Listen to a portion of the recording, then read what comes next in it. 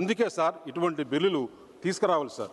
ఎందుకంటే సార్ నేను చూసా మహిళలు అక్కడ న్యాయస్థానం నుంచి దేవస్థానం వరకని ఒక న్యాయబద్ధంగా గాంధీయతవాదంలో వాళ్ళు పాదయాత్ర చేస్తే అడుగున సార్ వారికి భారతీయ జనతా పార్టీ తరఫున మేము మద్దతు తెలిపేదానికి నెల్లూరు జిల్లా కావలిలో నేను వెళ్తే సార్ అక్కడ నా పైన కూడా మా భారతీయ జనతా పార్టీ నాయకుల పైన కూడా కేసు బుక్ చేశారు సార్. ఆ కేసు ఇప్పటికి కూడా నా పైన ఇంకా ఉంది సార్. నేను ఎలక్షన్ అఫిడవిట్లో కూడా ఆ కేసు వివరాలు ఇచ్చాను సార్. అంటే ఒక న్యాయబద్ధంగా చేస్తే అక్కడ పాదయాత్ర సార్, ఎక్కడ పెద్ద ఏమి కూడా ఎక్కడ అల్లరి లేదు, ఏం లేదు. మహిళల పాదయాత్ర సార్ చరిత్రలో మనం చూసాం. ఎక్కడైనా మహిళల్ని కించపరుస్తే ఆ ప్రభుత్వాలు కానీ ఆ రాజులు కానీ ఇంతవరకు చరిత్రలో బాగుపడింది లేదు సార్. దాని ఫలితమే ఆంధ్రప్రదేశ్లో ఈరోజు 94% స్ట్రైక్ రేటు ఈ కూటమికి వచ్చిందంటే వారు 5 సంవత్సరాలలో చేసిన దౌర్భాగ్యాలు, దౌర్జన్యాలు, దోపిడీలు సార్. ప్రభుత్వం ఇస్తే చేసేదానికి లిక్కర్ వ్యాపారం చేసేదానికి కాదు సార్, భూములు దోచుకునేదానికి కాదు సార్, ఇచ్చాల విడిగా మైనింగ్ మాఫియా చేసేదానికి కాదు సార్, ప్రజలకు మంచి పనులు చేసేదానికి చేయకుండా ఒక రాజు ఎందుకంటే సార్ ఒక ఎగ్జాంపుల్ కూడా చెప్పాలి సార్. ఇక్కడ ఏదైతే హైదరాబాద్లో సైబరాబాద్ క్రియేట్ చేసినప్పుడు చంద్రబాబు నాయుడు గారి టైంలో అప్పుడు సార్ ఎకరా 2 లక్షల రూపాయలు ఉంది సార్. ఈరోజు దాని తర్వాత వాళ్ళ ప్రభుత్వాలు మారినా కూడా ఆ డెవలప్మెంట్ కంటిన్యూ అయితే సార్ ఈరోజు గర్వంగా చెప్పుకోవచ్చు సార్ 200 కోట్ల రూపాయలు ఇక్కడ భూమి విలువ పలుకుతుంది సార్. ఏదైనా కానీ ఇప్పుడు అమరావతి క్యాపిటల్ ఉంది సార్. అమరావతి క్యాపిటల్లో ప్రభుత్వము 1 రూపాయి కూడా పెట్టకుండా 33,000 ఎకరాలు 29,000 మంది రైతులు 2 నెలల కాలంలోనే ఇచ్చారంటే ప్రపంచ చరిత్రలో కూడా ఎక్కడ లేదు సార్ ఇటువంటిది. ఫస్ట్ టైం ఆంధ్రప్రదేశ్లో రైతులు ఈ డబుల్ ఇంజిన్ సర్కార్ పైన నమ్మకంతో ల్యాండ్ ఇచ్చారు. ల్యాండ్ ఇచ్చిన తర్వాత డెవలప్మెంట్ చేసి ఆ డెవలప్మెంట్లో రైతులకు 25% ఇస్తే సార్ అప్పుడు ఉండే విలువ ఎంత, ఇప్పుడుండే విలువ ఎంత, అంత మాత్రం ఇంకిత జ్ఞానం లేకుండా ఈ ప్రభుత్వం పనిచేసింది 5 సంవత్సరాలు. అంటే ఈరోజు 5 సంవత్సరాల వల్ల సార్ మేము 50 సంవత్సరాలు ఎన్నికపోయినాం సార్. దానికి బాధ్యులు ఎవరు సార్? దానికి బాధ్యులు ఎవరు? వారు కాదా? వారికి అసలు ఈరోజు అరే ఏ బిల్ మే క్యా బాత్ కరేగా, आपका डिसीजन बोलो, ये बिल में क्या बात करेगा, आपका डिसीजन क्या है? आप अमरावती वो आंध्र प्रदेश असेंबली में आप क्या बोला? आप गवर्नमेंट आने के बाद क्या बोला? क्या है कलर चेंजिंग करेगा? क्या है कलर चेंजिंग करेगा? people are watching this one. Andhra Pradesh 5 crore people are watching today because of our prime minister is there today. Prime Minister is there today. That is the reason our capital is coming. Andhra is developing. Andhra is developing. See the steel plant, what they did. See the steel plant, what you did. See the Polavaram, what they did. See the Polavaram today, what we did. If you see the Andhra Pradesh development, sir, I can say proudly today, in my Anakapalli Parliament constituency, today 5 lakh crore investment has come, sir. Why it has come? Because of double engine Sarkar. Believe on our Prime Minister Narendra Modi ji. What happened 5 years? 5 years there is any single investment happened? Today our capital is coming, our industries are coming, our revenue generation are increasing, our all irrigation project, Polavaram, everything development is coming. Sir, in this house, I am telling you, they insulted women. In the history, if anybody insulted women, never in the history, not coming 5 years, 10 years, 30 years, this Kotami government, this alliance government, under the leadership of Narendra Modi ji, this government will continue in Andhra Pradesh 30 years. And I am requesting, sir,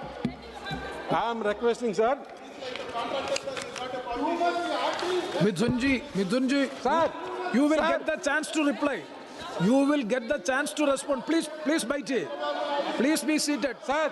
No, you will get. Sir, now I will challenge to Jagan Mohan Reddy and his YSR party MPs to clear their stand on the new capital of Andhra Pradesh. మీరు ఒకవేళ support చేయకపోతే జగన్ మరియు YSR CP Amaravati ద్రోహిగా Andhra Pradesh ద్రోహులుగా నిలిచిపోతారు. చరిత్రలో మళ్ళీ మీరు మిగలరు అని చెప్పి తెలియజేస్తున్నారు సార్. వాళ్ళు ఈ బిల్లుకు సమర్థిస్తూ జరిగిన 5 సంవత్సరాలు జరిగిన దానికి ఆంధ్రప్రదేశ్ ప్రజలకు క్షమాపణ కూడా చెప్పాలని ఈ పార్లమెంటు సాక్షిగా వారిని నేను వేడుకుంటున్నాను సార్. అలాగే ఇక్కడ ఉండే all parties in India, in this parliament, every party, every leader, every member has to support this bill. This is and once again I am thankful to Honorable Prime Minister Narendra Modi ji, Amit Shah ji, Chandrababu Naidu ji, Pawan Kalyan ji, Lokesh ji. Thank you very much. Next speaker, Sri P.V. Midhun Reddy ji. Now you can respond to the questions. Thank you, sir. Sir, this bill is regarding AP Reorganization Act. I would have been very happy if the members who spoke earlier to me spoke about special category status which was promised on this very floor of the House. I would also have been happy if they spoke about the funds for Polavaram project. Now in the recent budget they said the Polavaram project is being restricted to 41.15, which translates to 30,000 crore loss. I would have been happy had they spoken about Polavaram project. Sir, they are already, the central government has filed an affidavit in 2020 saying it's prerogative of the state that selection of the capital will be. Sir, but whatever, sir, we have our concerns. I would like to raise our concerns in this bill, sir. We want them incorporated in this bill. The first thing is, sir, Amaravati is being built on the lands of farmers, sir. Sir, 34,000 acres has been given by farmers for land pooling. They have not taken 1 rupee.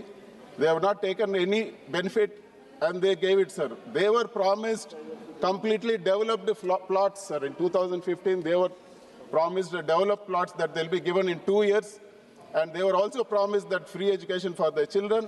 They were also promised housing schemes so that they can rebuild their houses, and various other promises, sir. But what happened, sir, in those 5 years, 5,000 crores only was spent on Amaravati, sir, from 2014 to 2019. It is on record, sir. And not 1 rupee was given, and not one plot has been shown, sir. The present government is in power for the past 7 years. They were in power for 7 years, sir. Not one plot was given, sir. Not one plot. It is really pathetic. And the farmers are protesting right now, sir. Recently, in a government meeting, one farmer by name Rama Rao, sir, he expressed his deep anguish, sir. He said, my life is ruined. I believe the government, I gave my lands. What is my situation right now? My children are getting affected. My families are getting affected. And he lost his life in that meeting, sir. It is fact. It is there in the news also we can see. Sir, I will tell you, sir, not one plot also was given. It is only shown on paper, and whenever they go, even Mr. Pemasani was speaking, sir. He was talking about farmers. In his very meeting, they have protested, and he said, I will get you arrested if you raise your voice. This is what has happened, sir. Sir, they are not bothered about the farmers of this state. They are not bothered about the farmers. Please. Not 1 rupee. Sir, we demand that, we demand, Vaisar Congress Party demands that give a specific date when you are going to hand over the plots to the farmers.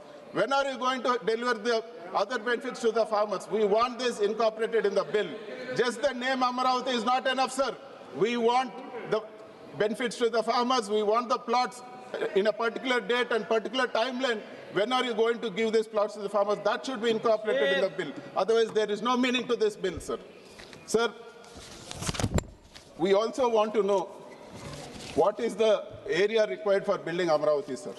Right now, they have taken 34,000 acres from, these are very important, sir. I want the House also to understand what is happening in Amaravati.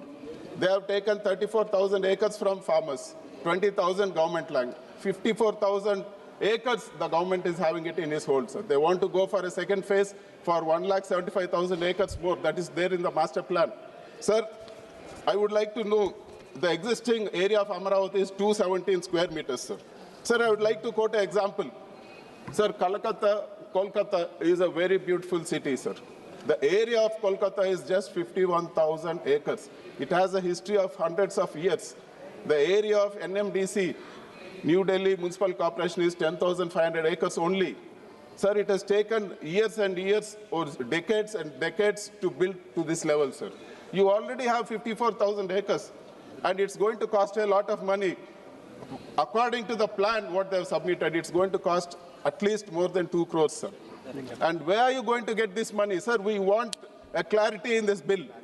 How much land are you going to take for Amaravati? How much are you going to spend? This has to be incorporated, sir. It can't be like it is going to happen till infinity and you're going to pump all the money here. We want a clarity. It should be clearly mentioned how much area you're going to take and when are you going to develop this 54,000 acres. Are you going to build a city bigger than Kolkata right now? Is it possible to put money immediately and build bigger than 50,000 acres? Why are you going for the additional land acquisition? What is the need to go for additional land acquisition? That is our question, sir. Where are you going to get? Sir, recently, just 2 days back, Mr. Chandrababu Naidu, who's our CM, spoke, sir. He said, we don't have money. The money is what we are getting in the state is enough only for salaries. And we are borrowing money to give for schemes. Sir, is there a clarity how they are going to spend for this balance 50,000 acres and the balance 50,000 or 1,75,000 they are going to acquire? Is there any meaning to acquisition, what they are going to get more? Already farmers are dying, sir, because they are not getting their plots, they are not able to sell them, they are not able to use it. Sir, how is it justified to go for more land acquisition is our question. Sir, and sir, if you see how much they have spent, Chandrababu Naidu was in power from 2014 to 19. He is talking of lakhs of crores. He was in absolute power, part of the NDA. He spent only 5,000 crores in that 5 years. And now in these 2 years, they have been in government. They have given 5,000 mobilization advance and 7,000 crores worth of bills for the works they have carried out, sir. How is it justified? How is it justified that they are going to execute in the next 3 years? It's not going to happen, sir. With this rate, what is going to happen? They don't have have no clue where they are going to get the money. This is a diversion tactic from what is happening in the state. The state is in heavy debt, sir. Sir, in the 5 years YCP was in power, we borrowed 3,30,000 crores. In 2 years, TDP is in power. They have borrowed more than 3,36,000 crores. This is the reply from the parliament. This is not what I am talking, sir. So what is happening? Where are they going to get the money for Amaravati? And sir, what is more glaring? I am going to come to Mr. Ramesh's topic. What is more glaring, sir? I will give you an example, sir. In Delhi, in New Delhi, the MP quarters or the government buildings is costing 4,000 by the PWD. Sir, the material cost is high here. Sir, I want the House to have, please listen to this important point. It is costing 4,000 per SFT. PWD department, we have collected the data. I am ready to place the data on the table of the House, sir. 4,000 rupees plus is the cost. All the aggregates are high. The sand is high. The crusher thing is high. Everything is high, sir. And what is happening, sir? In Amaravati, they have called tenders for 55,000 crores, sir. I will tell you an example. Per SFT cost for more than 1 crore SFT they have called. Per SFT is 12,000 plus. How can Delhi, the government is doing it, the government here in central government is doing for 4,000 and the same building, same thing with cheaper material they are doing for 12,000 rupees plus. 8,000 rupees is the difference per SFT. It's the highest in the country, sir. It is loot of public money, sir.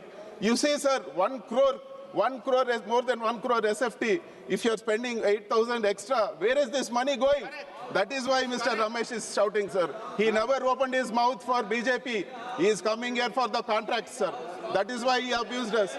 Sir, one more thing. Please, sir, please. Sir, That will be I on, would like to... that will not be on record. Sir,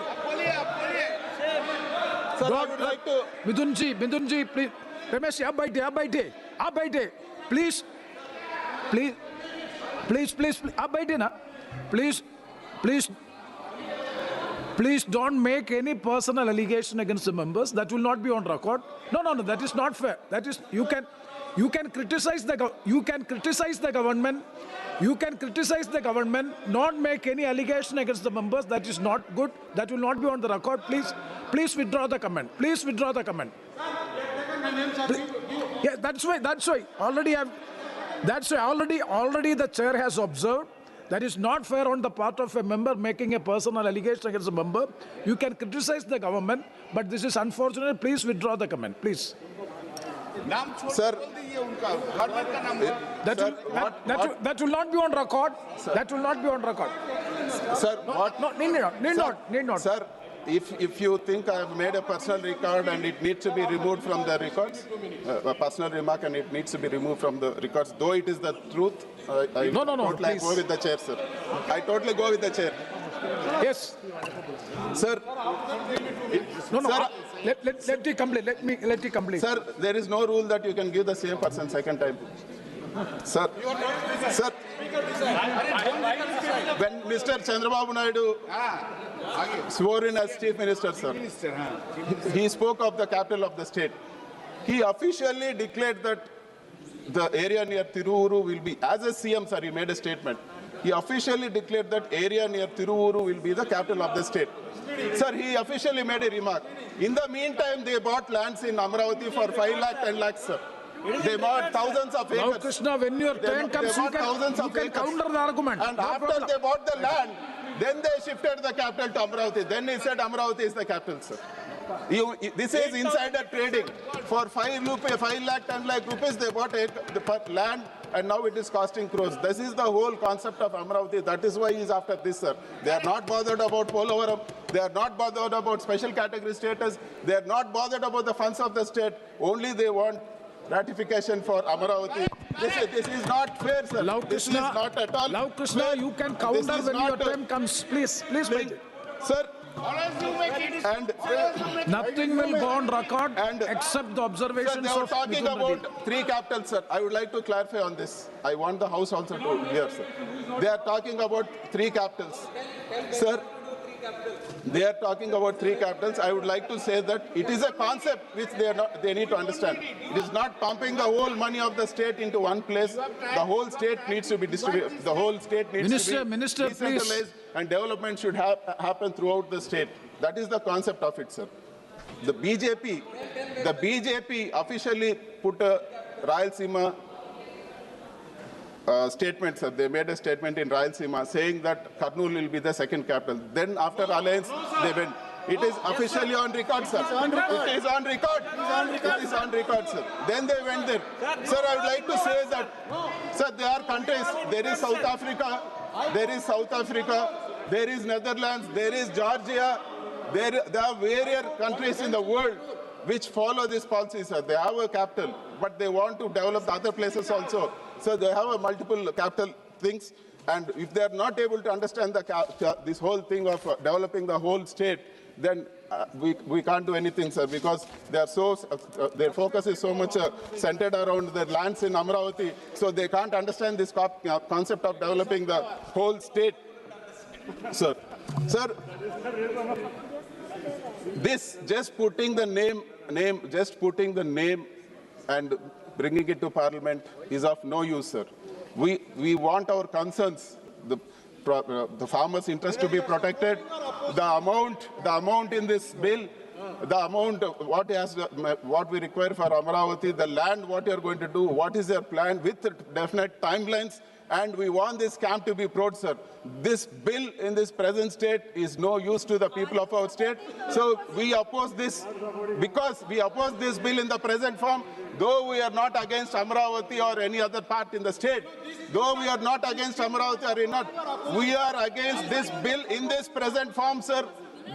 We are against this bill in this present form, and we are going to make a walkout, sir, because this bill is hopeless and there's nothing in this. Thank you. Shri Dharmendra Yadav ji.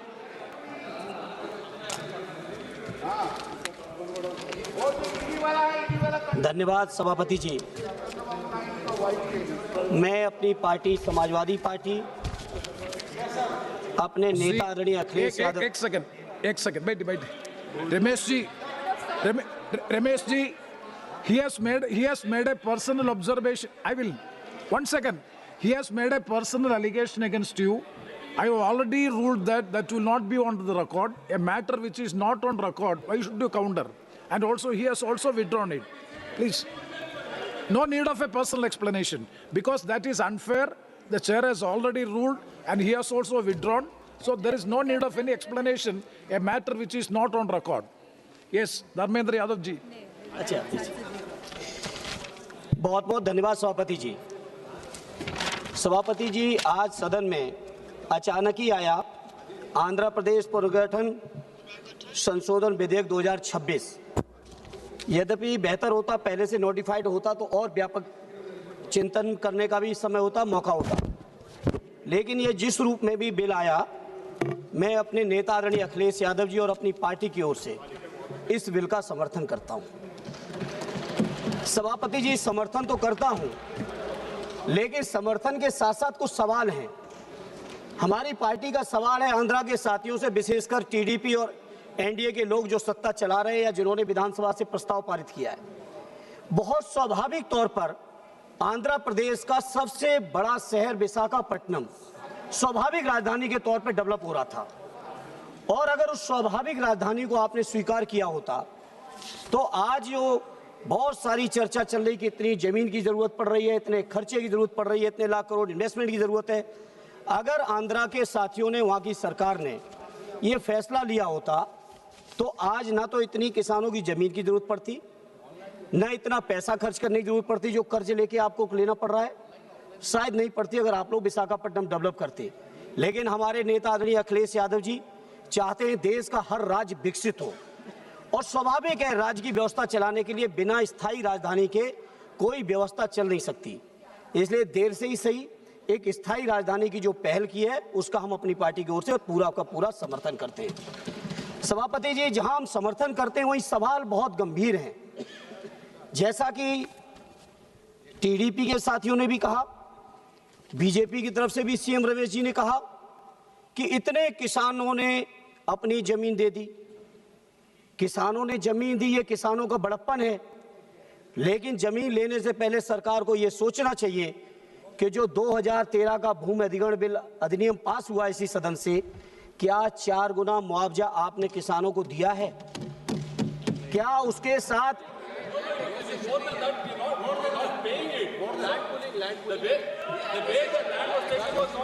मुआवजा दिया? एक अगर दिया है अच्छी बात है, हम आंध्रा के किसानों के हितों की बात कर रहे हैं। मुआवजा किसानों को पूरा मिले, उसके साथ साथ जो रहने की जो कंडीशन है प्लॉट मिलने की वो पूरा मिले। ये हमारी लैंड पुलिंग तो बड़े लोग करते हैं, किसानों को क्या मिल जाएगा हम भी जानते हैं।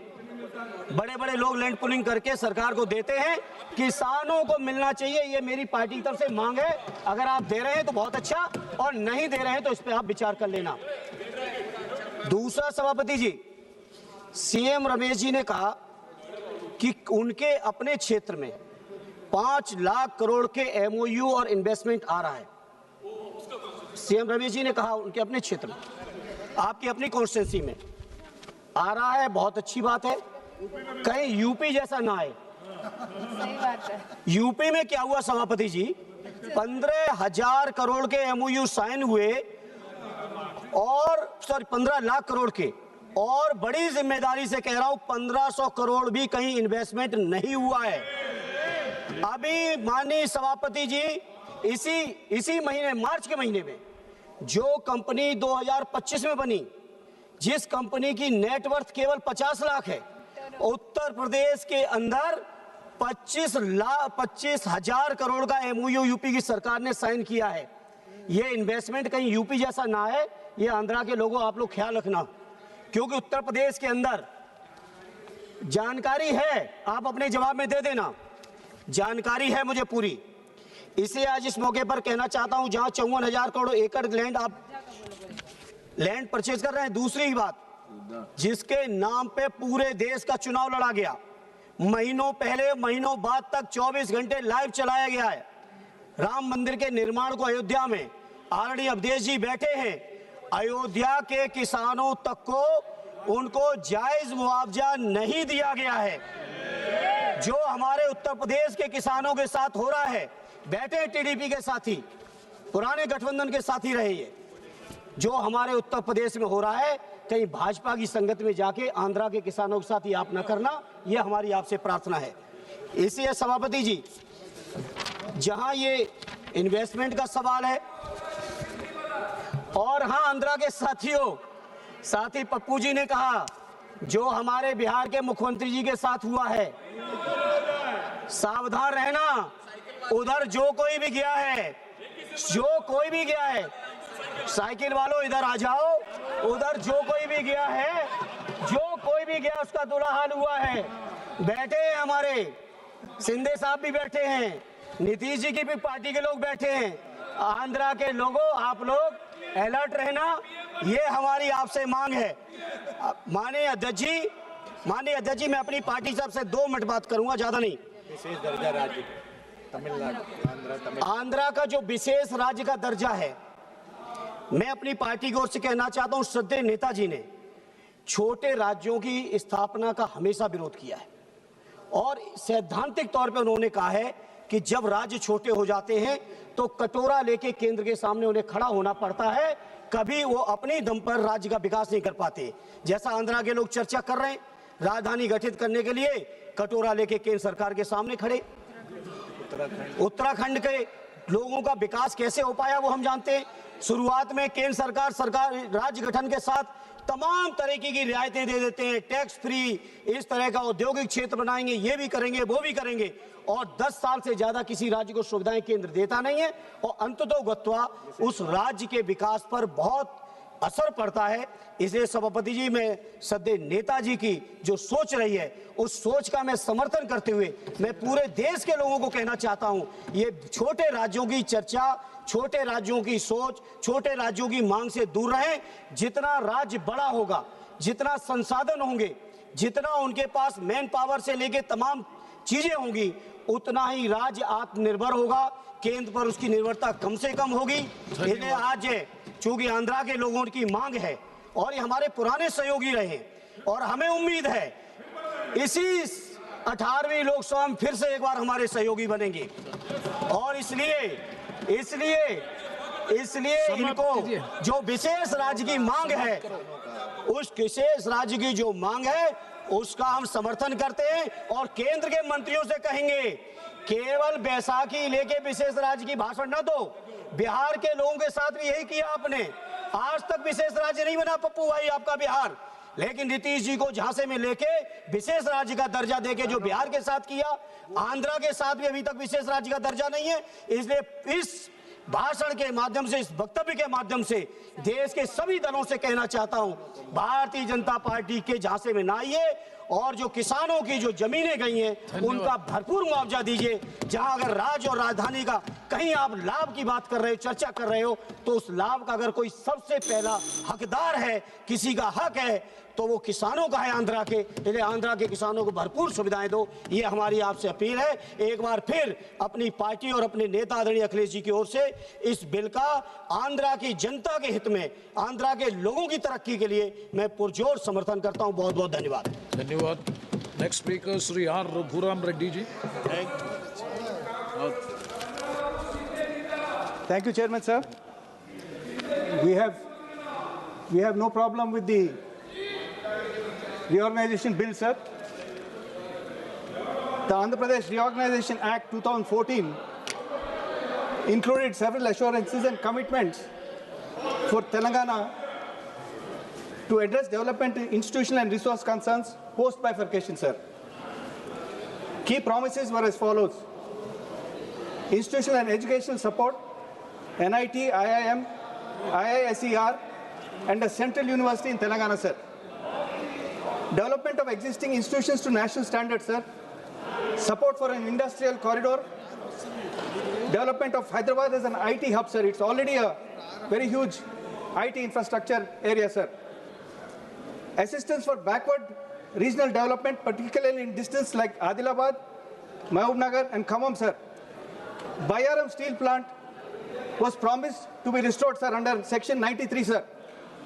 Irrigation and water resources, sir. Constitution of Krishna and Godavari river management boards in both states, sir. Majority of Krishna and Godavari flow through Telangana, sir. National status for Palmur Rangareddy, sir. In the power sector, sir, continuation of power purchase agreement, sir.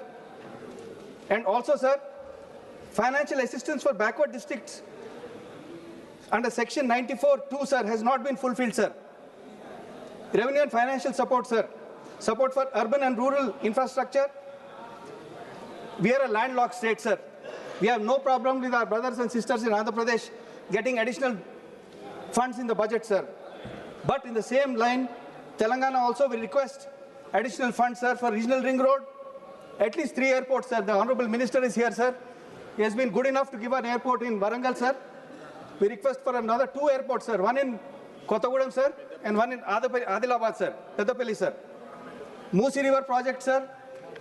Regional ring road and KTPS, sir, which is a very large thermal power station now, sir, needs another 825 megawatts, sir. This needs to be restored, sir, to its original glory, sir. Sir, in the second amendment, 4 Gram Panchayats went into Andhra Pradesh, sir. They are neither here nor there, sir. This is in Bhadrachalam assembly segment, sir. I would request them to consider that these 4 Gram Panchayats be restored back to Telangana, sir. These assurances remain central to the ongoing policy and parliamentary discussions regarding their implementations, status and adequacy, sir. I request my Andhra Pradesh brothers and sisters not to consider this splitting of the state as a black day, sir, but a great day for the development of both the states, sir. Yes. Let's both get funds, sir. Let them also support us in getting funds, sir, which were not given in this budget, sir. Let the government understand that this budget needs to be given for our development also, sir. Thank you, sir. Thank you, sir. Thank you. Next speaker, Madam Srimati D. Purandeshwari Ji.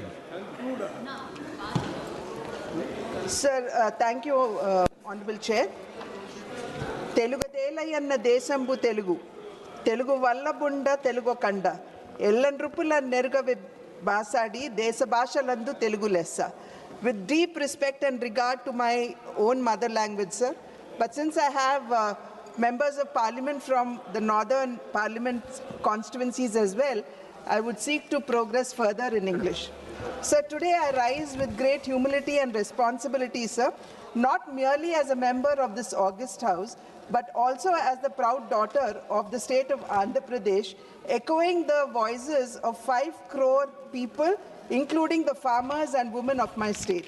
Sir, what I place before this house today is simply not about a city or a town, but it is about sacrifice, about constitutional fairness, and about the moral duty of the Indian state.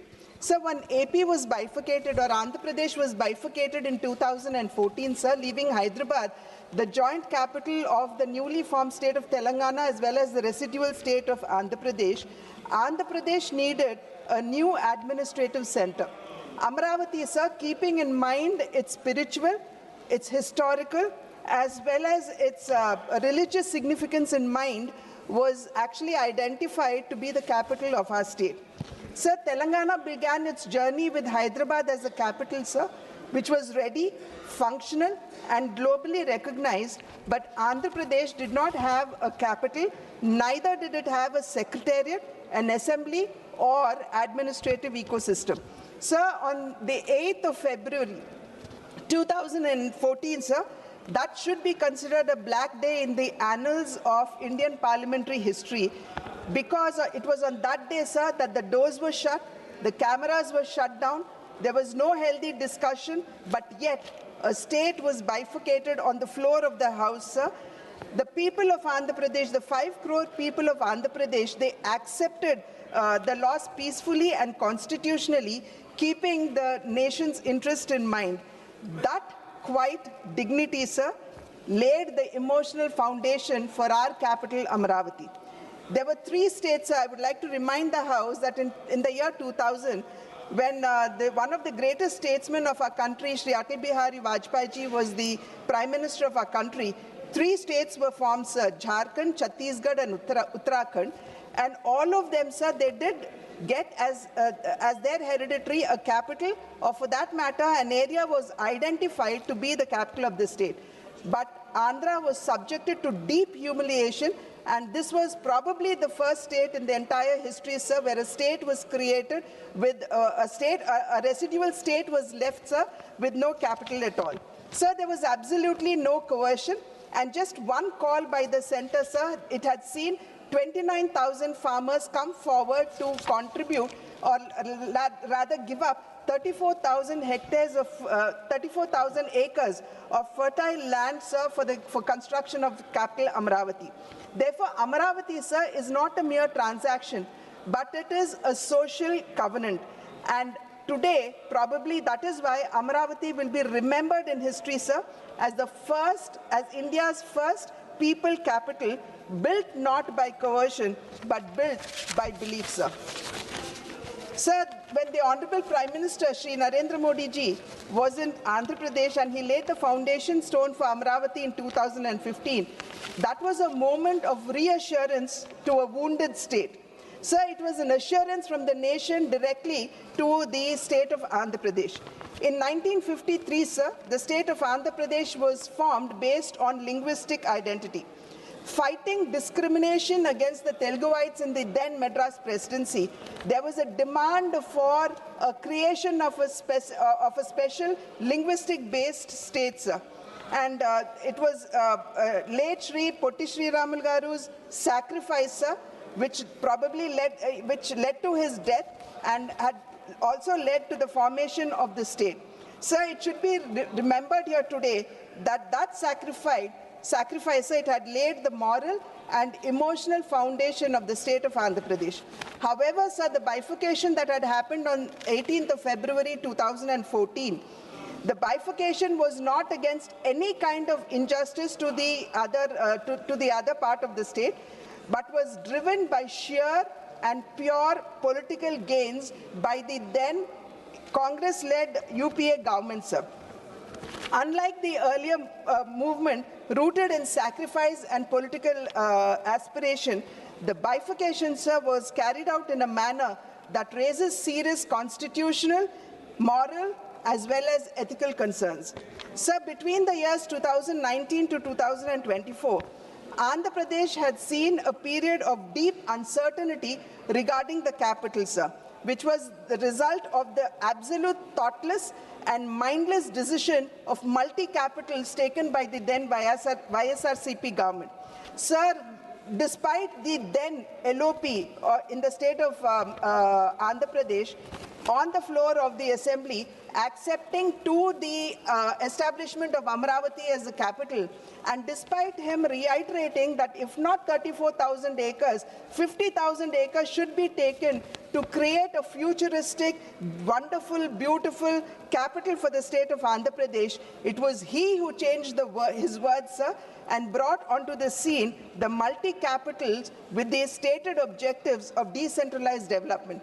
So my question here would be, would simply the establishment of a capital bring in the much needed development to a state? So we know fairly well that for the development of a state, we need to instill confidence in investors, we need to welcome investments, and we also need to ensure that the required logistical and infrastructural needs are actually put in place. However, sir, what we saw in the previous 5 years' rule of YSRCP was simply a depletion of all of this, and the entire machinery of YSRCP was deemed or steeped in land and in sand, as well as liquor mafia, sir. Sir, most painfully, those who had sacrificed the land were left with, sir, just another 5-6 minutes, sir. No, please. Sir, the farmers, sir, they agitated for over 1,600 days, sir. It included both men and women, and the humiliation that they were subjugated to has been mentioned by my colleagues, sir. Cases were filed against them under the SC/ST Atrocity Act. Women were actually, pregnant women were pulled out, they were kicked in the stomach, sir, and the annadatas or the farmers, sir, they were handcuffed, and there were many, all of them have been outlined by them, sir. But here, sir, as a woman member of this house, I say with great restraint and responsibility that when peaceful women protesters are met with force, democracy must pause and must introspect. Sir, there is no specific mention of a capital in the Constitution, sir, but under Article 239AA, dealing with Delhi, sir, there was a mention, but however, sir, the reorganization bill speaks through Section 5 and Section 6 of the Andhra Pradesh Reorganization Act 2014 that was passed by this House. It speaks about the capital, sir. And therefore, sir, if there has to be any change in the capital, it will and must have to come back to the Parliament for its, just 2 minutes, sir. It must come back to the House for its ratification. So furthermore, the central government, sir, despite it not being part of it, the central government had provided its entire support to the capital, sir. It could be the 1,500 crores that it gave for the development of infrastructure in the CRDA.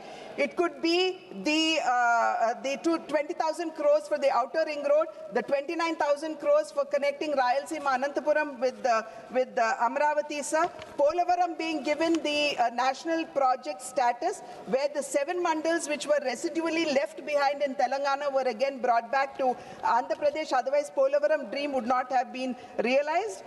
It could also be the support, sir. I was listening to Manikam Thakurji, and he was mentioning that there's no support being given to the capital Amravati. So may I remind my honorable colleagues, sir, that through HUDCO, 11,400 crores have been given, and again, along with the World Bank, the center has also given 15,000 crores for the capital, sir. Special category status was never made part of the bill, even by the UPA government at that point of a time. But the present government, sir, the NDA government at the center, has been giving its full support, sir. Sir, in conclusion, since paucity of time, you've been reminding me that my time is over. Sir, Andhra Pradesh, sir, today is, why we are here to seek statutory recognition for Amravati, sir, is not political, but on moral and constitutional grounds. Sir, statutory protection for Amravati is really essential, because no state would have to lose its capital for the second time. No farmer, being whether a man or woman, should fear no policy reversal. Investors need certainty and not shifting of capitals, and a reorganized state, sir, it deserves stability and experiment. No, sir, please. in conclusion, sir, I would like to only say that Andhra Pradesh today is seeking no privilege, sir. It seeks certainty. It is not asking for politics, sir, but it is asking for justice. It is not asking for sympathy, sir, but it is asking for the faith of the farmers, be it men or women, to be honored in law and policy. Let Amravati, sir, be remembered today not as a dispute, but a lesson that when citizens trust the state will protect that trust. I urge this august House, sir, to stand with the state of Andhra Pradesh so that Amravati stands forever a stable, lawful and proud capital, and as a testament of how India honors sacrifice. Sir, I was listening to Samajwadi Party, Dharmendra ji, and he stood up and said that we would support Amravati, sir. Maybe he said that he spoke about the farmers, which is accepted in true spirit. However, sir, it is quite unfortunate to see the YSRCP parliament members walk out, sir, and not wanting to vote for Amravati. Thank you, sir. Thank you very much, Sri Arvind Savanji. माननीय chairman sir, आज आंध्र प्रदेश के just 2-3 minutes Amravati को राजधानी का just 2-3 minutes beg your pardon just 2-3 minutes because we have to conclude the discussion by 2 o'clock. I am not able to hear you, sir. No, we have to conclude the debate by 2 by yes, okay, I'll be in 5 minutes, sir. I won't much more, sir. आज आंध्र प्रदेश के अमरावती की राजधानी का status देने का bill लाया, उसका मैं सहे दिल से स्वागत करता हूँ, लेकिन देर आए दुरुस्त आए। हमारी बहन पुरंदरेश्वरी जी डॉक्टर बात कर रही थी, तो पुरंदरेश्वरी जी मुझे उसकी याद आई, आपके चुनाव क्षेत्र से डॉक्टर बाबू आए थे चुनकर तेलुगु देशम पार्टी से, और ये मेरे मित्र राम बाबू आज हमारे मंत्री है। हम सभी एक थे उस वक्त, सत्ता पक्ष के साथ में थे, और वो दर्द मैंने और चेयर ने दोनों भी देखा है। 5 बरस तक खेलते रहे आपके साथ में। ये हर वक्त खड़े रह के बोलते थे कि स्पेशल स्टेटस दे दो। वो स्पेशल स्टेटस देने के लिए आपकी पार्टी ने इतना समय लिया है, वो भी ध्यान में रखना, क्योंकि वो तो बेचारे बहुत तड़पते रहे। वो तड़पते रहे 5 बरस तक, 5 वर्ष तक I have not yielded, sir. I have not yielded. The fact, I am telling you the fact. I am telling you the fact. The fact is that Chandrababu Naidu was very eager. I mean, मुझे याद है उस बात की. आज हम लोग उनको भी भूल रहे TRS को, जिन्होंने इसका विभाजन किया. वो जो कानून बनाया गया उस वक्त हम लोग नहीं थे, लेकिन विभाजन के बाद में जब हम चुनकर आए तो तेलुगु देशम पार्टी और Shiv Sena party were together with the BJP party. We were in alliance, and they were demanding for 5 years. I was listening the same demand कि भैया हमें स्पेशल स्टेटस दे दो, हमें स्पेशल स्टेटस दे दो. आखिर तक नहीं हुआ. आज पता नहीं, चलो देर आए दुरुस्त आए, आपके सरकार के मन में आया है, अच्छी बात है, उसका स्वागत करता हूँ. स्वागत करते समय मैंने कुछ स्पीचेस भी सुने हैं. हमने देखा है कि जब राज्य बनता है तो राजधानी होनी चाहिए. वो तो 3 राजधानियां बनी थी. अच्छा हुआ आपने अमरावती को सिलेक्ट कर दिया. मैं जानता हूं कि माननीय चंद्रबाबू नायडू जी के लिए ड्रीम है, सपना है, और वो सपना साकार करने के लिए बहुत प्रयास करेंगे, क्योंकि वो चाहते हैं कि एक ऐसी बने राजधानी कि पूरा विश्व उससे देखे कि अमरावती, हमारे राज्य में भी एक जिला है महाराष्ट्र में, उसका नाम भी अमरावती है. तो मैं चाहता हूँ अमरावती खूबसूरत बने, लेकिन खूबसूरत बनते समय यह न सोचे. सर मैं बहुत एक मन से रिक्वेस्ट करता हूँ, आजकल जो रिवेंजफुल एक्शन का ड्रामा है ना, वो बंद करना चाहिए. इसकी सरकार आई तो पिछले वाली सरकार को तकलीफ दे दो. ये क्या, इन्होंने भी बर्दाश्त किया 5 बरस, अब ये आ गए तो उनको तकलीफ चालू है. ऐसा भी नहीं होना चाहिए. No vengeance at all. Yes. So we should think of it. What for we are fighting? We wanted a capital. We wanted to deliver goods to the people of the state. People want the capital. People want the secretariat and all those things. The infrastructure, they required it. Thank you. For that, 1 minute, sir. Within 1 minute, sir. आपने 28,181 हमारे किसानों की land ली है. मैं इतना ही request करूंगा, जिन किसानों की जमीन ली उनको मुआवजा, उनका घर, उनकी नौकरी, उनको आपको विश्वास दिलाना चाहिए. यहाँ ये कहते हैं विकसित भारत, और विश्वास भी कहते हैं सबका साथ सबका विकास. तो सबका विकास अमरावती में हो, मेरी शुभकामना है. लेकिन ये सबका विकास करते समय झगड़े बंद करूं, क्योंकि यहाँ पर हम और आप तेलुगु है, दोनों भी एक है, तो एक दूसरे के ऊपर वेंजियंस एक्शन चलती है.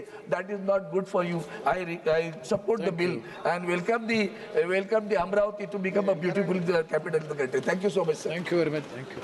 Vamsi. Sir, thank you, sir, for giving me this opportunity. Sir, thank you, sir, for giving me this opportunity. It's a very important issue that we need to raise. Sir, 1969 kelli edaithe Telangana agitation nadichindo, appudu Kaka Venkateswamy garu kuda bullet gayaలను kuda lekka cheyakunda aneka mandi Telangana kosam potladamani cheppi Telangana నీళ్లు నిధులు నియామకాలు ఏదైతే మాకు అన్యాయం జరుగుతుందని ఏదైతే విషయం ఉండేనో sir, దాని మీద కంకణం కట్టుకొని తెలంగాణ యువతకు న్యాయం చేయాలని చెప్పి ఏదైతే తెలంగాణ కోసం కొట్లాడినామో సార్, ఈ రోజుటి వరకు ఏదైతే రీఆర్గనైజేషన్ యాక్ట్లా మాకు ఏదైతే ప్రామిసులు చేసినారో దాని మీద అన్యాయం జరుగుతూనే ఉన్నదని చెప్పి ఈరోజు నేను చెప్పదలుచుకుంటున్నా సార్. ఉదాహరణకి నీళ్ళ గురించి వస్తే, Krishna river management, Godavari river management ఏదైతే ఇప్పుడు బంకచెర్ల ప్రాజెక్ట్ కడుతున్నారు సార్, దాదాపు 1,00,000 కోట్ల రూపాయలు ఆ ప్రాజెక్టు కేటాయిస్తున్నారు. ఆ ప్రాజెక్టు కానీ వస్తే దాదాపు 200 TMCs తెలంగాణకి హక్కు ప్రకారం ఏదైతే నీళ్లు రావాల్సిందో అది డైవర్ట్ అయిపోతుంది సార్. నార్త్ తెలంగాణ ప్రాంతం, నేను ఎక్కడికి వస్తానో పెద్దపల్లి నార్త్ తెలంగాణ ఏరియా మొత్తము డ్రౌట్ ప్రోన్ అవుతుంది సార్. ఈ విషయాన్ని నేను రికార్డులో పెట్టదలుచుకుంటున్నా సార్. అదేవిధంగా కేవలము చంద్రబాబు నాయుడు గారిని ఆంధ్రాని ఏదైతే డబుల్ ఇంజిన్ సర్కార్ ఏదైతే అంటున్నారో వాళ్ళకు మద్దతు తెలపాలని చెప్పి ఈ ప్రాజెక్టులు చేస్తున్నారు, కానీ గత 10 సంవత్సరాల నుంచి ఈ విషయాలు వాళ్ళకు గుర్తు రాలేదు, వాళ్ళ కోసం ఏమీ చేయలేదని చెప్పి స్పష్టంగా తెలుస్తుంది సార్. మీరు ఎయిర్పోర్ట్స్ కోసం వస్తే రామ్మోహన్ నాయుడు గారు కూడా ఉన్నారు. ఎయిర్పోర్ట్స్ కూడా ఆంధ్రప్రదేశ్కి దాదాపు 7 నుంచి 9 ఎయిర్పోర్ట్లు ఉన్నాయి సార్, కానీ తెలంగాణలో కేవలం ఒకటే ఒక ఎయిర్పోర్ట్ ఉన్నది సార్. ఈ విషయం మీద కూడా మీరు అందరు గమనించాలి. ఎందుకు తెలంగాణకి ఇట్లా అన్యాయం చేస్తున్నారు? మా పెద్దపల్లి కూడా ఎయిర్పోర్ట్ అడిగినాం సార్, దాన్ని కూడా ఇప్పటివరకు ముందుకు సాగలేదని చెప్పి తెలియజేస్తున్నాం సార్. మరొక ముఖ్యమైన విషయము రైల్వేస్ పాయింట్ ఆఫ్ వ్యూ కూడా sir, thousands of crores railways point of view ఆంధ్రప్రదేశ్కి కేటాయిస్తున్నారు సార్, కానీ మా తెలంగాణకి కేవలం 100 కోట్ల ప్రాజెక్టులు, చిన్న ప్రాజెక్టులు ఇస్తున్నారు సార్. కంప్లీట్లీ అన్యాయంగా ఫండ్ డిస్ట్రిబ్యూషన్ జరుగుతుంది సార్. మళ్ళీ పోలవరం ప్రాజెక్ట్ కట్టిన తర్వాత బ్యాక్ వాటర్ ఇష్యూస్ మా దగ్గర finishing sir back water issues దాదాపు 2 లక్షల మందికి కొత్తగూడెంలో భద్రాచలంలో బ్యాక్ వాటర్ ఇష్యూస్ వలన వాళ్ళ జీవితాలే డేంజర్లు ఉన్నాయి సార్. ఇమ్మీడియట్గా అక్కడ మాకు ఒక కరకట్ట కట్టి వాళ్ళకి కొంచెం సేఫ్టీ ఇవ్వాలి సార్. మళ్ళీ ఇప్పుడే చెప్పినట్టు బయారం స్టీల్ ఫ్యాక్టరీ ఇంకా పెండింగ్ ఉన్నది సార్. ఆంధ్ర నుంచి పవర్ బిల్స్ దాదాపు 20,000 కోట్ల రూపాయల పవర్ బిల్లు ఇప్పటికి కూడా తెలంగాణకు బకాయి ఉన్నది సార్. అది ఇమ్మీడియట్గా వారు రిలీజ్ చేయాలా. ఆర్ఎఫ్సిఎల్ యూరియా క్రైసిస్ తెలంగాణకు వస్తుంది కానీ ఆంధ్రాకు వస్తలేదు సార్. తెలంగాణ రైతాంగానికి నష్టం జరుగుతుందని చెప్పి రికార్డు మీద చెప్పాలి sir. I'm just finishing sir. Industrial last point sir, industrial corridor ఇంకా లేటెస్ట్గా సెమీ కండక్టర్ ఫెసిలిటీ ఏదైతే మాకు గ్రాంట్ చేసిండ్రో అది కూడా జై హింద్ జై Telangana. Shri Bajrang Suman. Thank you. Just 2-3 minutes. Speaker sir. Yes, 3-4 minutes. No, 2-3 minutes. Yeah, please. So please. Yes. We have to finish it by 2 o'clock. मी आज आदरणीय माझे नेते आदरणीय शरदचंद्रजी पवार साहेब, माझ्या पार्टीच्या नेत्या सुप्रियाताई सुळे यांचे आभार मानतो की यांच्यामुळं मला आज या विधेयकावर बोलायची संधी मिळाली. आज लोकसभेमध्ये सादर होणारा आंध्र प्रदेश पुनर्रचना सुधारक विधेयक 2026 हे अमरावतीला आंध्र प्रदेशाची राजधानी म्हणून अधिकृतपणे घोषित करेल आणि सध्या सुरू असलेली ग्रीनफील्ड राजधानी शहर प्रकल्पाला वैधानिकरित्या अधिष्ठान प्रदान करेल.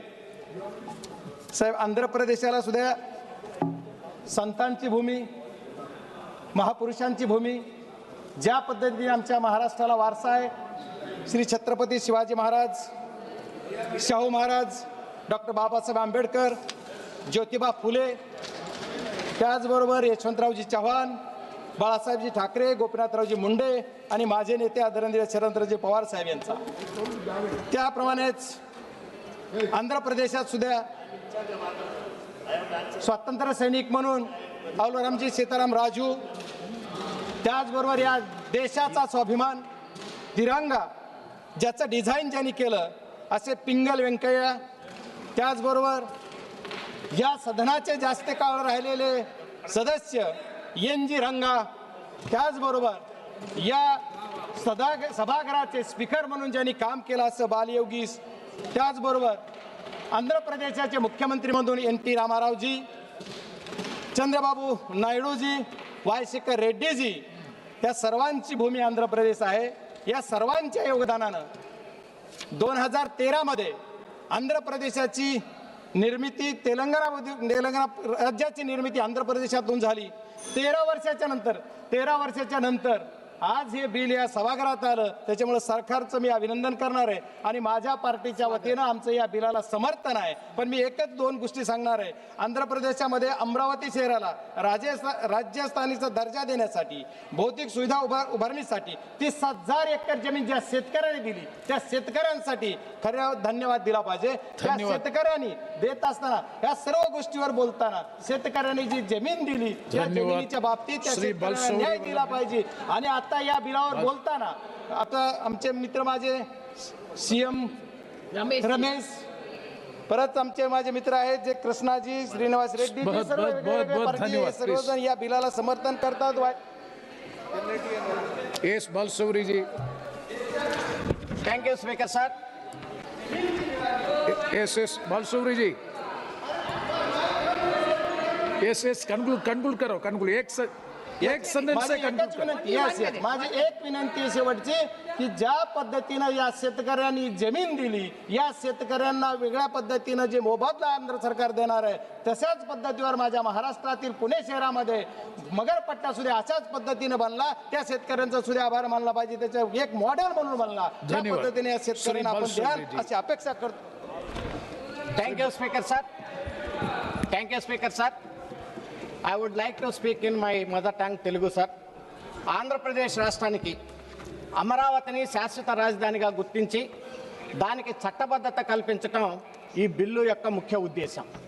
దీనికి మా జనసేన పార్టీ పవన్ కళ్యాణ్ గారి తరపున, పార్లమెంటు సభ్యుడిగా జనసేన పార్టీ మా ఎంపీల తరపున ఆంధ్రప్రదేశ్కి రాజధాని ఎప్పటికీ ఒకే రాజధాని, అది అమరావతి అని చెప్పేసి మా పూర్తి సంపూర్ణ మద్దతు ఈ బిల్లుకి తెలియజేస్తున్నాము అధ్యక్ష. ఆంధ్రప్రదేశ్లో రాజధాని ఎక్కడా ఉండాలనేటువంటి విషయం మీద గత ప్రభుత్వం చేంజ్ చేసి చాలా ఇబ్బందులు కలిగజేసింది. అంతకుముందు ఉన్నటువంటి చంద్రబాబు నాయుడు గారు క్లియర్గా అమరావతి రాజధాని అని చెప్పి డిక్లేర్ చేశారు. ఆ తర్వాత మొన్న జరిగినటువంటి కూటమి ఎలక్షన్స్లో 2004లో కూటమి తరపున Janasena party, Telugu Desam party, BJP కలిసి పోటీ చేసి ఎన్నికల్లో మేము ఇచ్చినటువంటి ప్రామిసుల్లో ప్రధానమైనటువంటి హామీ, మేము అధికారంలోకి వస్తే ఆంధ్రప్రదేశ్లో రాజధాని అమరావతి అని చెప్పాం. ప్రజలందరూ దాన్ని నమ్మారు, విశ్వసించారు. మరి మాకు 175 అసెంబ్లీ సీట్లకు గాను 164 మంచి మెజార్టీ ఇచ్చి వాళ్ళకి కేవలం 11 మాత్రమే ఇచ్చి కూటమిని అధికారంలోకి తీసుకొచ్చారు. జనసేన పార్టీని గురించి ఒక్క నిమిషం చెప్పాలంటే, మేము కంటెస్ట్ చేసినటువంటి 21 అసెంబ్లీకి 21 గెలిచాం, 2 పార్లమెంట్కి 2 గెలిచాం. మేము మరి హైయెస్ట్ స్ట్రైక్ రేట్ తోటి మరి దీన్ని అధికారంలోకి తీసుకొచ్చాం. అయితే వాళ్ళు వైజాగ్ అన్నటువంటి విషయాన్ని ప్రస్తావించినప్పుడు ఇక్కడ ఒక ముఖ్య విషయం కూడా చెప్పాలి అధ్యక్ష.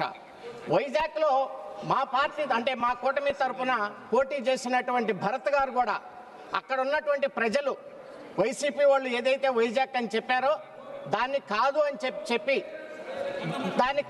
చెప్పి మా పార్టీ అభ్యర్థికి 5,04,000 మెజార్టీ ఇవ్వటం, అది పూర్తిగా అమరావతి రాజధాని అని చెప్పటం అనే దానికి ఒక నిదర్శనం అధ్యక్ష.